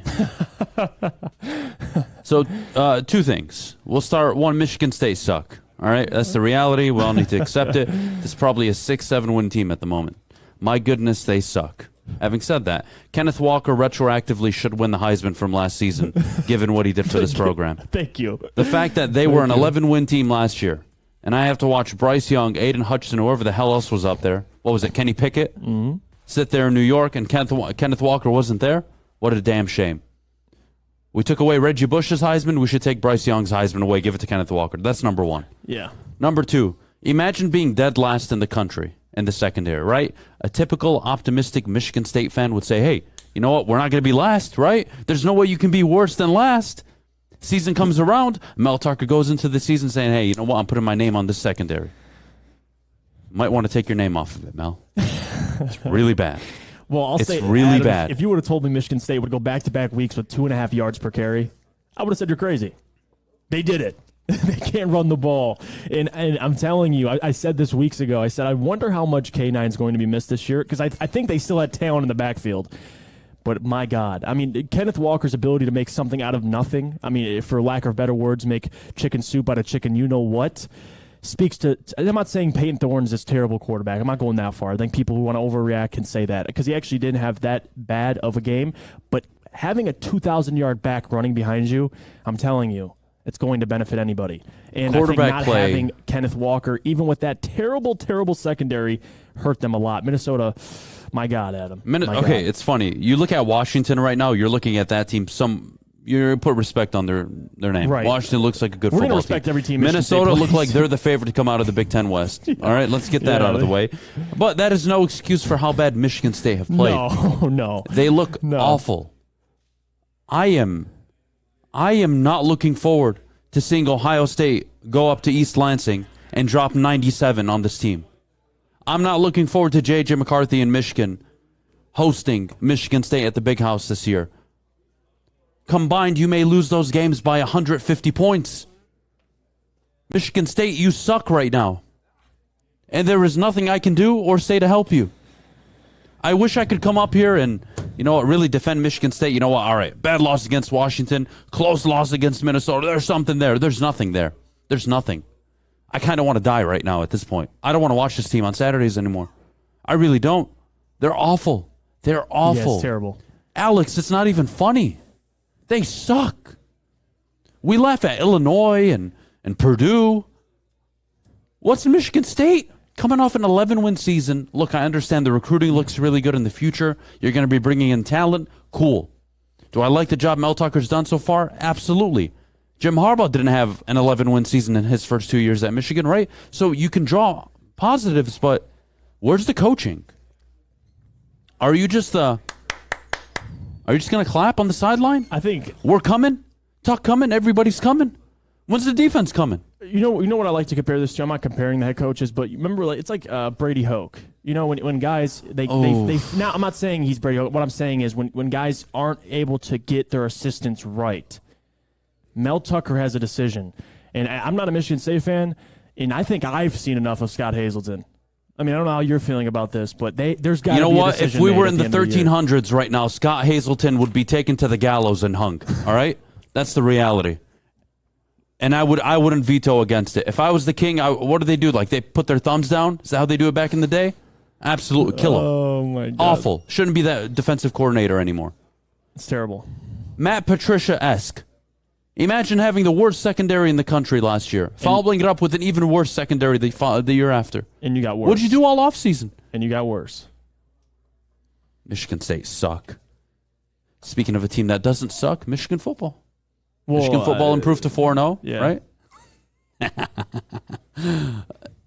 Look, that Maryland game, Maryland had them very early on.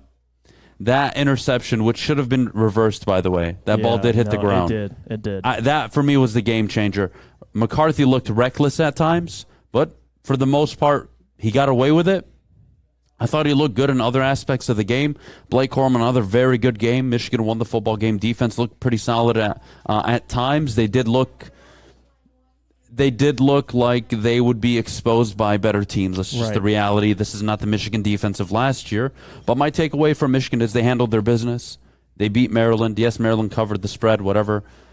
Long story short, the biggest takeaway I had from that game was McCarthy needs to just pull it back a little bit. Right.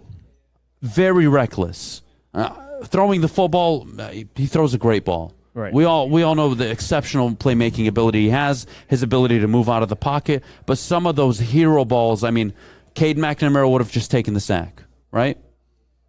But Cade McNamara wouldn't have gotten you that first down on that insane Reggie Bush-esque scramble all the way sideline to sideline last week, right? Against the Raiders. Yeah, you got to live with it. But all I would say, if I were to judge McCarthy after that game, was, hey, your first Big Ten start, I was expecting some reckless things. Let's just scale back the recklessness. Mm-hmm. Let's choose our moments to be great and display your amazing talent and ability. And I think Michigan will be fine moving forward. And it's crazy to think, too, even at JJ, if you want to say he didn't play, he played a little reckless, he still was 18 for 26 for 220 and 2 touchdowns. So it's crazy to think, like, with JJ and how young he is, I guess the inexperience comes into play when you're playing a team like Maryland, because think about it. Last year, Michigan beat Maryland, and they haven't lost since until they lost again to Michigan. So Maryland was no slouch coming into this game. We knew they'd give up 20-plus points. We talked about it on the college football show, but I thought they'd cover that 17 points. They didn't. A lot of that has to do, Blake Corum, my God. We talk about Kenneth Walker being in the Heisman candidacy. I think Blake Corum is making his case right now to be a Heisman candidate. I know it's early, but if you want to talk about J.J. McCarthy, I think you need to bring up Blake Corum first in terms of being in that McCarthy's Heisman race. not in the Heisman race. Blake Corum, I disown anybody that says that. 30 carries for 243 yards and 2 touchdowns. Last week, tied the school record for rushing touchdowns in a game.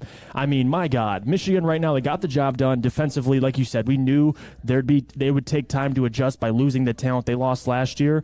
But overall, the interception that really changed the game for me was the Talia Tagovailoa interception where he had an open receiver in the dead center of the field and he throws it at double coverage. That's what changed the game. But overall, Michigan did get the job done. I'm not going to sit here and criticize them, but they played it closer than what we probably expected to.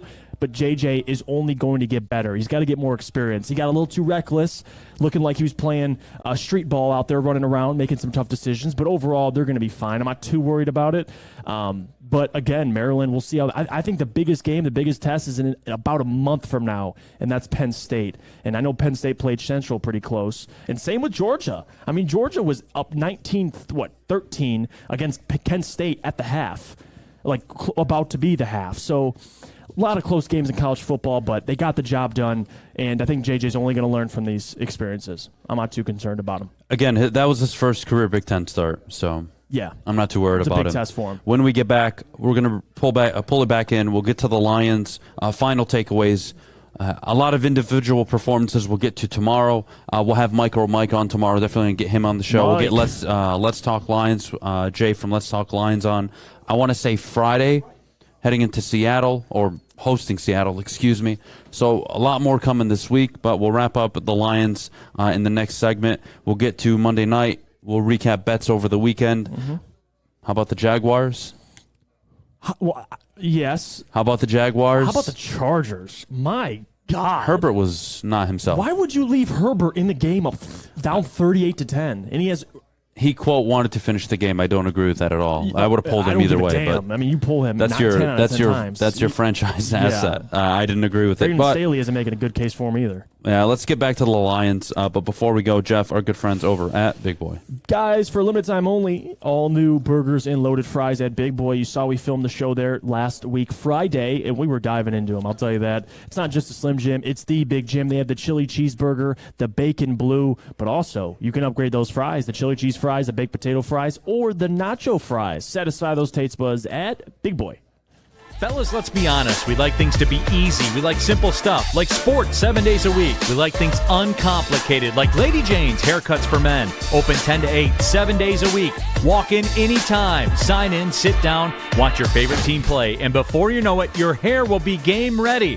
Open 10 to 8, 7 days a week. Walk in anytime. Lady Jane's Haircuts for Men. It's wicked awesome. Life is full of hard choices. We're here to make one of life's biggest decisions as simple as possible. My name is Christina Gennari, and for over 20 years, I've helped hundreds of families buy and sell homes. We cover all of Metro Detroit and more, from large luxury homes to starter homes. We will work hard to make sure that you get the home of your dreams. So if you're in the market today or even thinking about buying or selling in the future, make the obvious choice. Christina Gennari, the obvious choice in real estate. Visit us at soldchristina.com today. Get a shot up. This is for the win. All of Detroit's sports teams live on Woodward. All of Detroit's sports coverage lives on Woodward Sports. Driving the best in Detroit sports coverage. Guys, Jeff Iafrate here with Chili Peppers Tanning. And let me tell you, you can join the Pepper Club at Chili Peppers Tanning. You'll get all the best deals, plus they'll beat all competitors by $5. Chili Peppers has the hottest bulbs, the hottest deals, and the darkest tans, 26 locations, and more on the way. Chili Peppers Tan. God bless you, Fish. We're back here, 9:28 on the Morning Woodward Show after an awful, pathetic, horrendous, disappointing loss by the Detroit Lions on Sunday. Jeff, we've talked about the coaching decisions ad nauseum. I want to take a step back. Let's go through the first quarter, all right? First quarter, Jared Goff had a clean pocket, throwing darts to DJ Chark, throwing darts to Amon-Ra St. Brown, the big 4th and 5 that set up a Jamal Williams touchdown, the 4th and 1 and the 4th and inches that they went for that set up a TJ Hawkinson touchdown in the second quarter. There was a lot of things that I can take away and say, damn, good job. I like how aggressive you were in these moments. I like how you took advantage of a football team on 4th and inches, 4th and 1, 4th and 2 scenarios. Cool. Right. But what were we talking about going into the season? If Dan Campbell is this Mr. Aggressive guy, when the chips are on the table, what are you going to do? Are you going to live and die by being aggressive? Or are you going to be conservative? Or are you just going to find a balance in the middle where it's conventional and also risk-taking, which I would prefer? Right now, I don't know where he falls in that spectrum. Because it's been a lot of aggressive, but when it's mattered most, he's made Stupid decisions. Not even aggressive. Stupid. Incompetent decisions. Matt Patricia didn't even do this stuff. Right. And he's the dumbest coach you've had in probably franchise history. So, again, I can take away the offense looking good at times. The defense, Jeff Okudah, phenomenal standout performance. But what do I have to take away after that? I want to update, too. Tracy Walker just announced he has suffered a torn Achilles on Sunday. He will be out for the season, per Ian Rappaport. Well, that's tough. But, sorry, to respond to your point about Dan Campbell, the biggest thing for me is I want to know what his identity is. That's the biggest thing. What is your identity? Is it being aggressive, and that's what it seemed to be? But when it matters the most, you have to make it clear. You either go for it on that play, which I think they should, or if you want to be conservative, you punt. I don't think there is any option. I think the field goal would be the third option you would take in that scenario. I mean, look at you lost Tracy Walker. You know you're not getting pressure on the quarterback. Jeff Okudah is playing a really fantastic game. Amani Iafrate is a penalty machine, and you chose to go for a field goal. Didn't get it. The Minnesota Vikings get the ball immediately. I mean, I can bring up the 3rd and 1 play, which I did not agree with. I think you should have run the ball, burned clock, whatever it is. But that's nowhere here or there. I think the bigger point is when these games come down to it, and let's just say this is a regular season game. Imagine if the Lions made the playoffs. And there was 2 minutes left in the ball game, and a decision needed to be made, and you trust Dan Campbell making that decision. So far, I can't say that, and that worries me. I mean, if I can't trust our own head coach to make the right decision when it counts, going forward and earlier in the game, and that's fine. But when it counts, when you must go for it, or you have to make a decision whether you're going to go for it or punt, you go for a field goal with a guy that is 1 for 2 on Can I ask you a question? Game. Who makes the decisions to go for it on 4th down? Aaron Glenn? Antoine Randall? No, Deuce Staley? It would be. Who makes the decision? Ben Johnson, right? It'd be MCDC. It'd be Dan. Are you Campbell. sure? Most positive. The head coach of your football team makes 4th down Those decisions? guys call plays. Yeah. Are you sure? Yeah, I'm pretty sure.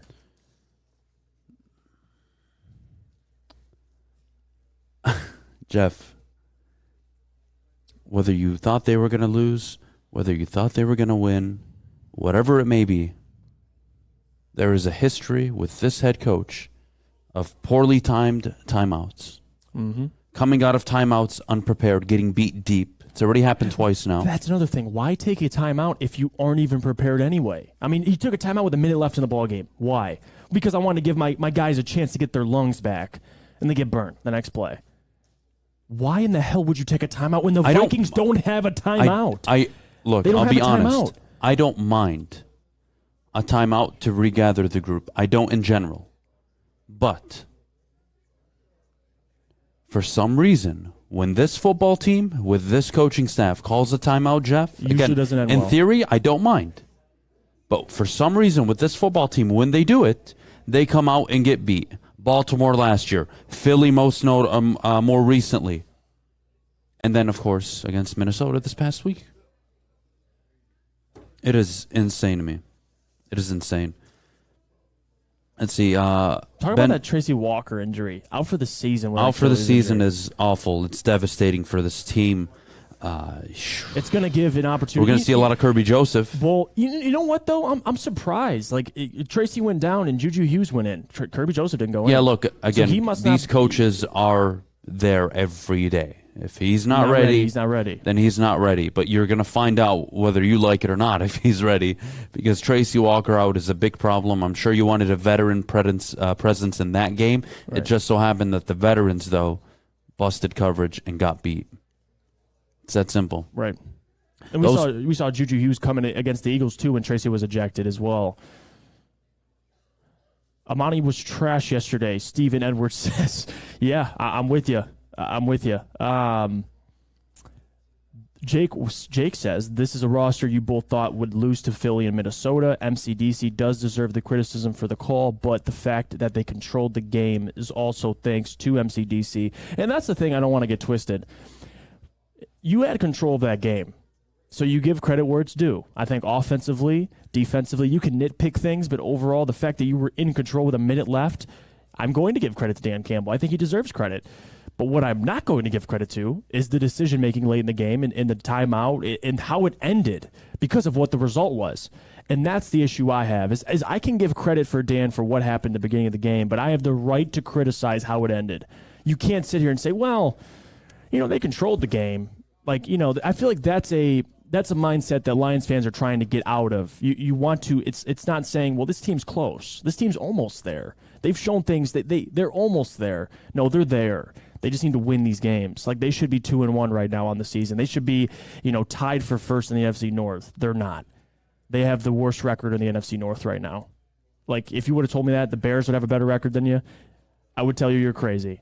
But it's not always how the game starts, it's how it ends. That's the biggest thing. That's why Nathaniel Hackett, we like to criticize him because of decision-making. I mean, and listen, Nathaniel Hackett's in another realm of terrible coaching decisions. But the point is, you have every right to criticize what you saw at the end of that ball game. I mean, like I'll keep saying it, the Minnesota Vikings had 21 points with a minute left. A minute. And they blew it. That's the reality of it. So someone's got to take the blame, and the blame, unfortunately, does fall on your head coach and Dan Campbell because he has final say with those decisions. And even if you don't believe me, watch the press conference. He said it was my fault. I let these guys down. So, again, this can't happen. It can't continue to happen. And if it does, and the Lions are – imagine if this team had talent and you were losing these games. Dan would already be fired. The fact that you have an excuse, well, the defense doesn't have all the pieces. Offense does. But imagine if this team was ready to contend in the NFC North and you were doing these things. What would we be saying? We'd be asking for him to get fired if you felt like this team was ready. Luckily, they're not yet. But you can't keep shooting yourself in the foot. You just can't. No excuses for it. Fair enough. Well, look, let's take a quick pause. When we get back, we'll go over Monday Night Football. We'll go around the NFL. Look at the Jacksonville Jaguars, who so far are looking pretty good. The Giants, Cowboys later tonight.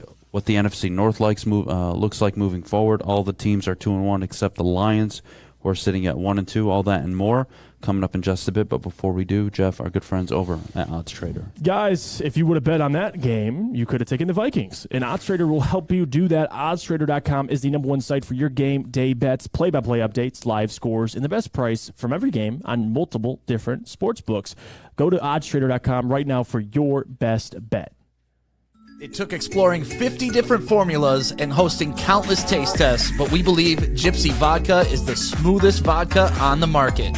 Don't believe us? Ask the owners. We're Mike and Adam Kazanowski with High Five Spirits Distillery. We're in close to about 1,200 locations throughout Michigan. We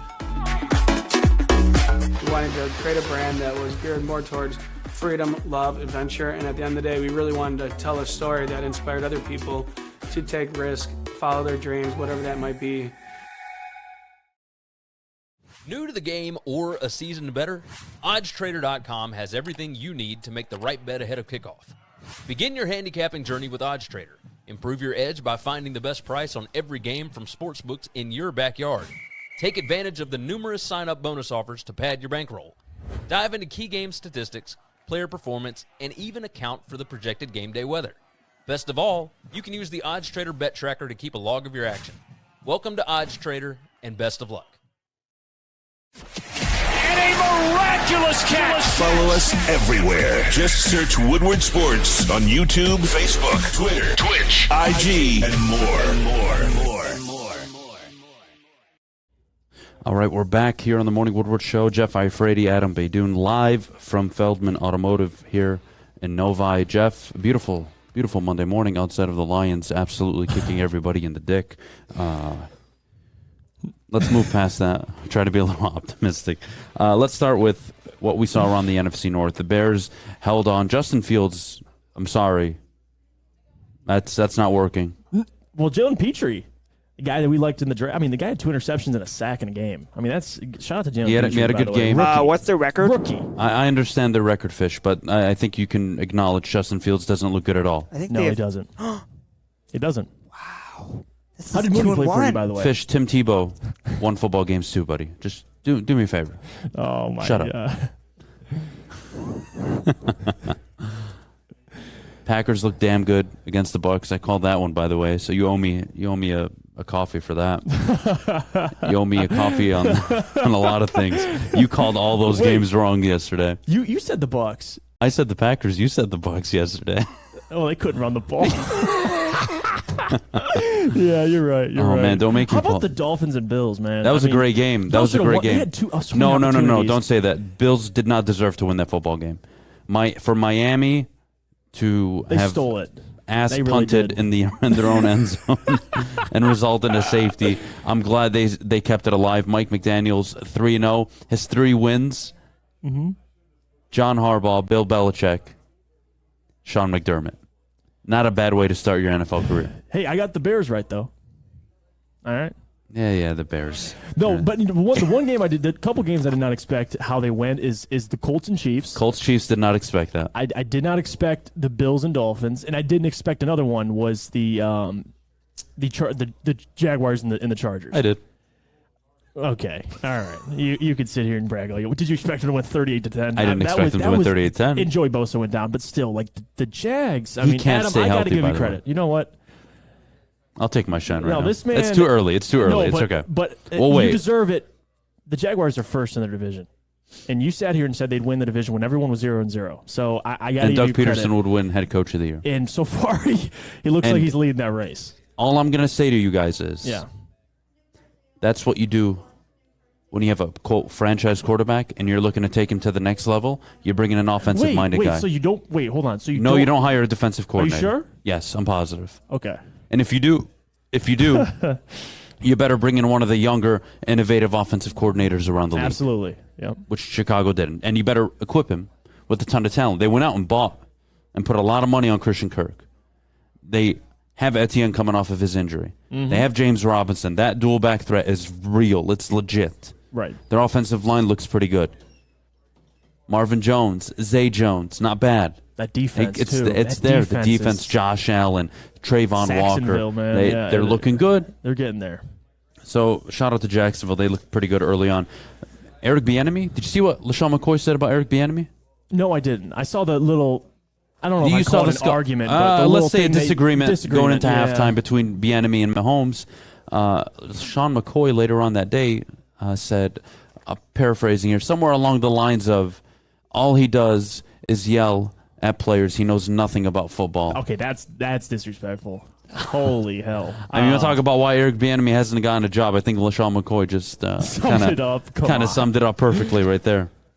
I mean, well, I don't want to take too much credit because the Chiefs are one of the high-scoring offenses in the NFL, but they did not look good against the Colts. I mean, I think Travis Kelce had that drop touchdown, but overall, you're right. I mean, there's no excuse. Right now, the Eagles look like the best team in football. I mean, them and the Bills. And Bills, I mean, I guess they lost, but overall, the Eagles, what they did to Carson Wentz, but they sacked him like 6 times at the half, Adam. Like, I'm talking about the I went up Eagles- against Philly defense in my big-time fantasy league.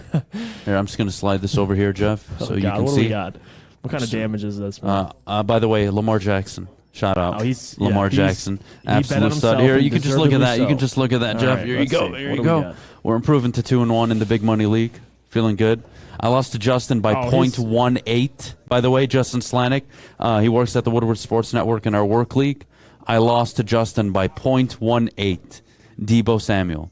He had Debo going last night. I was up by a certain amount. I forget how much it was. Look at that fresh trade for Derrick Henry. Gets 25 for Oh, you. excuse him. Oh, buckle up. Yeah. Oh, yeah. You Wait, look didn't good. I trade CMC and Jalen Waddle? Listen, I'm with you. Cause CMC, And DK Metcalf? CMC got me like 15. And did I not pick up Tyler Lockett? And he played well before too. game time? Not bad. Not bad. If I do say so myself. That Eagles defense single-handedly kept that man in that game, and you still pulled out a victory. So, hey, 3-0 in fantasy? 3-0 in fantasy? I lost to Justin. I did lose. Am I the only undefeated? He me beat and me. Justin are. He beat me by .18. It was the game of the weekend. Who was it was a shootout between who us. was the player that Debo Samuel, he had Gotcha. going into Yeah, Sunday night. I was up by like whatever it was. I have 15 and a I half. checked, you were like 15. Yeah, 16 and a half, whatever it was. Debo literally finished with that number .18. Jesus. Yeah, that is So, that is the I worst got to way deal with lose. Justin when I get to work today. How'd your bets do?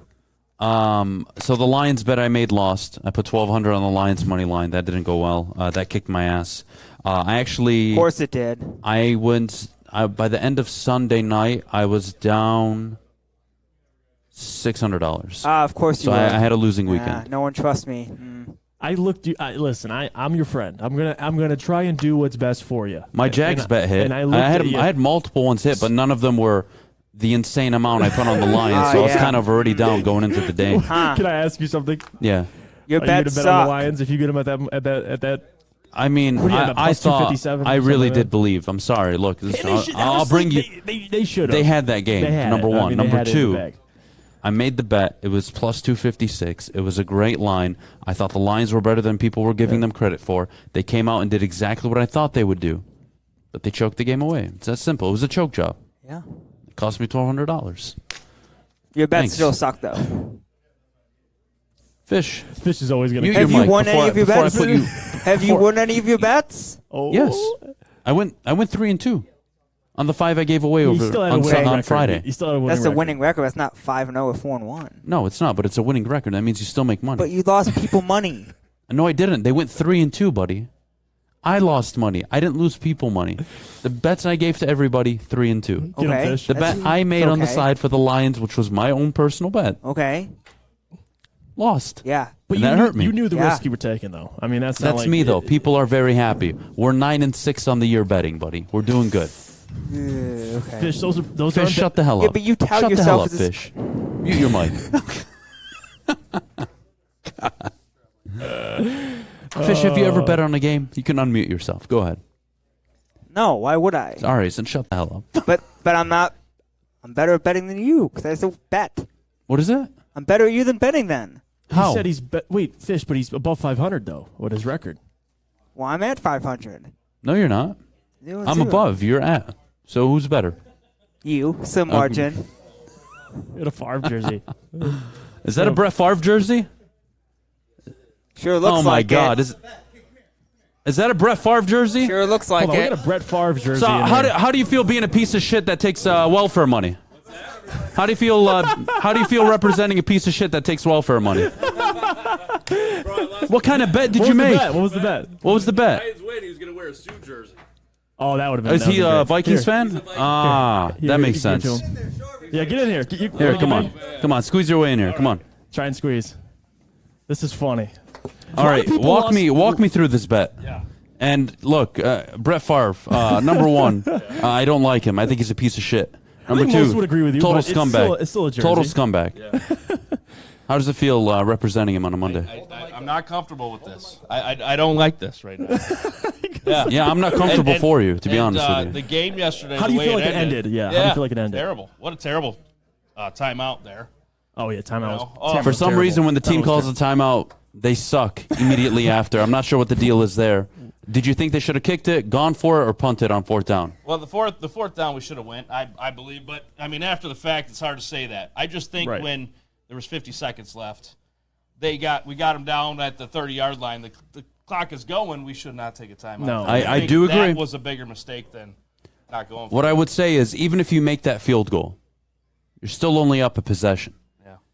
And it's a 50-yarder, and your kicker is 50% in his career from it going into it. Yep. The fact that that was the decision for me, I thought that cost them the game, because if you missed it, dude, they're almost at midfield. Yeah. 2 first downs, they're in field goal position. You're going to overtime. How about you pin them back and make them use that minute 15, minute 05, whatever it would have been after the punt? Yeah, that disappointed me. Yep. And then here I'm stuck wearing I this know, that sucks, man. crappy. So you bet. Am I allowed to swear here? No. Okay. So you bet. Did you bet with a Viking fan? A Vikings fan? Yeah, there's a guy back in the corner over there. Oh, he's having a wonderful Monday. Yeah. How'd you do with your fantasy team? Did you at least win? I'm up 19 points. Saquon Barkley? It's going to be a tough night for you. Yeah. I'm praying for you. So, yeah. You're probably losing that. I appreciate you pulling through. I mean, you had to wear the Brett Favre. You kept up with your side of it. Yeah, just do me a favor when you walk around. Just reach in everybody's pocket. Take $20 from them, all right? That is messed up. Appreciate you. Appreciate you. All right, when we get back, we'll go to the chat. We'll answer all of your questions. Maddie's here. Very interesting. We'll get to Mailbag in just a second, but before we do, I got to tell you where all of you need to be going before or after work, and that's at Planet Fitness. You got to take your physical health seriously. Your fitness is essential. Sign up today, $0 down, $10 a month by visiting planetfitness.com or visiting one of their many Metro Detroit locations. Like I said, getting to the gym 30, 40 minutes a day helps you a ton, gets yourself organized, gives you really 30, 40 minutes away, whether it's from your wife, your kids, people like Maddie, whoever you deal with in your life. Choose Planet Fitness. Visit them at planetfitness.com. At work and at home, we're there with smarter security solutions. Featuring complete automation with customized alerts and more. For over 90 years, we've been the company that's been counted on to protect what matters most, all with personalized service and care. Right now, for a limited time, receive a free video device plus free installation with a new home system. Guardian Alarm. We protect Michigan. When you need apparel, there's only one place to go. Big Frog in Novi. With no setup fees, no artwork fees, no minimum, and a 24-hour turnaround, you can have your whole team outfitted in no time. Embroidery, direct-to-garment, vinyl, and screen printing, Big Frog has it all in all the styles you want. So whether it's a sports team, fundraiser, school event, or corporate needs, Big Frog is your one-stop destination. Visit bigfrog.com/Novi or call 844-4-BIG-FROG. We are the network for Detroit by Detroiters. Welcome to the Woodward Sports Network. All right, we're back for Mailbag. Get your questions in the chat. Jeff and I will answer. We'll start with our good friend Jack Harrington. He always has some of the better questions we see in the chat, and I mean that very sarcastically. Adam, is Tuck still coming? I'm here to say right now it doesn't look like it, especially for this year. We'll see in the future. Hey, can I say a bold statement, though? Because I think they have a chance against Ohio State. I actually think they do. Wait, Fish, what did you just utter out of your mouth? I think they have a chance against Ohio State at home. Are you talking about Michigan? Fish, are you on drugs? Michigan State. All right, Yeah. well, you know what? Moving forward at Michigan the network. State No. Moving versus forward at the Ohio network, State. we're administering drug tests. At East Lansing.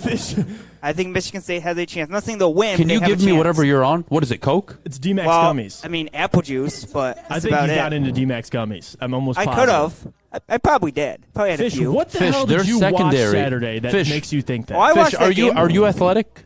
Do you consider yourself athletic? Yeah, somewhat. Do you think you could play D1 football?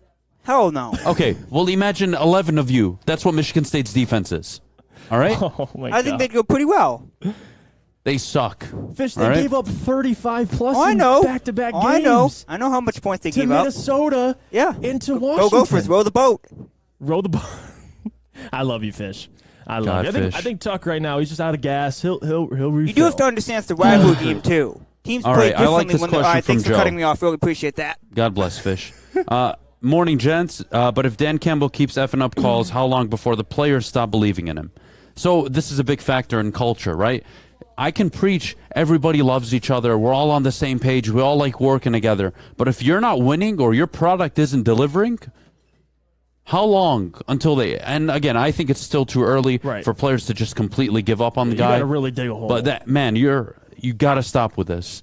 I don't like coming in on Mondays and having a conversation about coaching decisions. And players because know. it typically never ends well. And players know when it's time. I mean, Of you course saw they with Matt do. Patricia. And they played a hell of a game, and those They players did. deserve to win that game leading Right. up to those final moments. Let's see, what do we got here? Hire Fish as the head coach. At this point, honestly, that might need to be what happens. Adam, do you see Oregon State covering that 6.5? Yeah, I did. USC, man, that was a hell of a drive at the end. Caleb Williams to Jordan Addison to win that game, keep their season alive.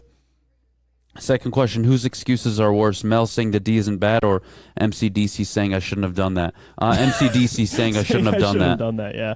Regretting your decision is probably always the worst one. Yeah, Mel Tucker at this point, I'm You gotta very get- concerned. I'm starting to be concerned with the coaching element. Yeah. I know what I'm getting out of a Jim Harbaugh coach football team. So far, I have the Kenneth Walker year, and I have not seen any development on the defensive side of the ball for Michigan State. And offensively,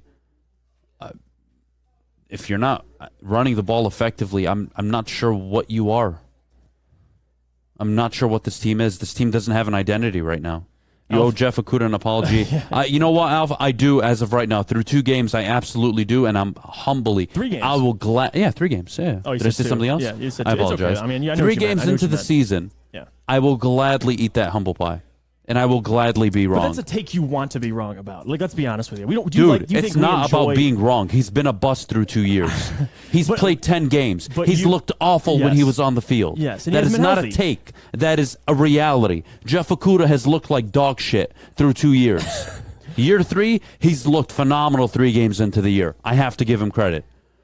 But that's like your kid bringing home Fs all year, and then on the final exam of the year, he gets an A. It's like, you know what? We're going to forgive everything that happened in the past. You never got a single F in your life, Jimmy. Good job, buddy.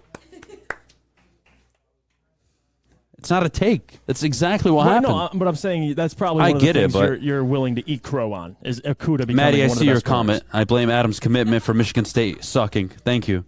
God bless. What are you doing, man? I mean, you just attached to the bandwagon. You know, I was DM'd over the weekend, and I was asked if I was a double agent for Michigan, and I was just trying to jinx Michigan State. You jinxed them single-handedly. That is not the case. Let's see. What other questions do we have? Interesting. Jeff, do you see anything worth bringing up? How many more games do you guys think we'll lose because of Dan Campbell? I don't know. All I know is right now he has a trend of making the wrong decisions at the worst times for this football team. Right. So if it's a one-possession game, I'm not liking the Lions' chances of winning. Let's just put it that way. Yeah, I think it's too early to say that. I'm going to have to watch it play out. So far, we have 2 out of the 3 games where we can sit here and have a conversation about decisions Dan's made. So hopefully going forward, you have 0, but we'll see. How badly will Maryland shove it up Sparty's? Oh, man, Maryland's dropping 52 on Michigan State. Oh, God. Yeah. Maryland's dropping 52. Tagovailoa looked good, man. He was pretty comfortable. Outside of when he got hurt is when it changed for Michigan. Right, because when he came back, he threw that interception. Now, the first one shouldn't have been an interception, but the second one was a terrible. Michigan State are going to get rocked by Maryland. I'm not looking forward to that game at all. Mel Sack, let's see. Who's worse, Ben Johnson or Scotty Hazelton? That's not even, are you joking? Hazelton. Yeah, Hazelton. But it is a sarcastic question, though. In my mind, Campbell 100% already gone. I know. No. You need to clean house, get rid of the GM and coaching staff. They all suck, no better than Contrisha. I don't agree with that at all. I think the GM has made a ton of strides. The talent on the field, there's talent, man. You can't argue. You were the better football team against Minnesota. Mm-hmm. You can't deny that. You can't take that away from me or from anybody else. The Lions were the better football team. Their coach let them down when it mattered most, and so did their defense. Did you guys see the Broncos hired a guy that simply helps with time management situations? Something tells me we should take note. Interesting. I think if you're a head football coach, especially when you're not calling the plays, you should be more than aware of your surroundings. Right. I don't see the need for it. If he really needs that help, I'm not liking it. How about the Broncos? They look terrible, but win's a win. Do you have to be perfect to be a good coach? It's not like Tomlin has never made a bad coaching decision. You're right, Honolulu Blue. He hasn't. Mike Tomlin's made a multitude of mistakes. Mike Tomlin has also never had a losing record. Mike Tomlin also has a Super Bowl. Mike Tomlin has also been to multiple AFC championship games. And Dan Campbell is 3-15-1. Or, excuse me, 4-15-1. How about we not go there? That is going to be it for us. Thank you so much, everybody, for joining us this morning. Thank you to Feldman Automotive for having us out here in Novi. Jeff, always fun doing a show with you. Yes, sir. Don't leave me hanging. You. We'll see you guys tomorrow. Check out Big D Energy live in just about an hour, just over an hour, here at Feldman. Come check it out. We'll see you guys tomorrow morning. More football. Go Hungary.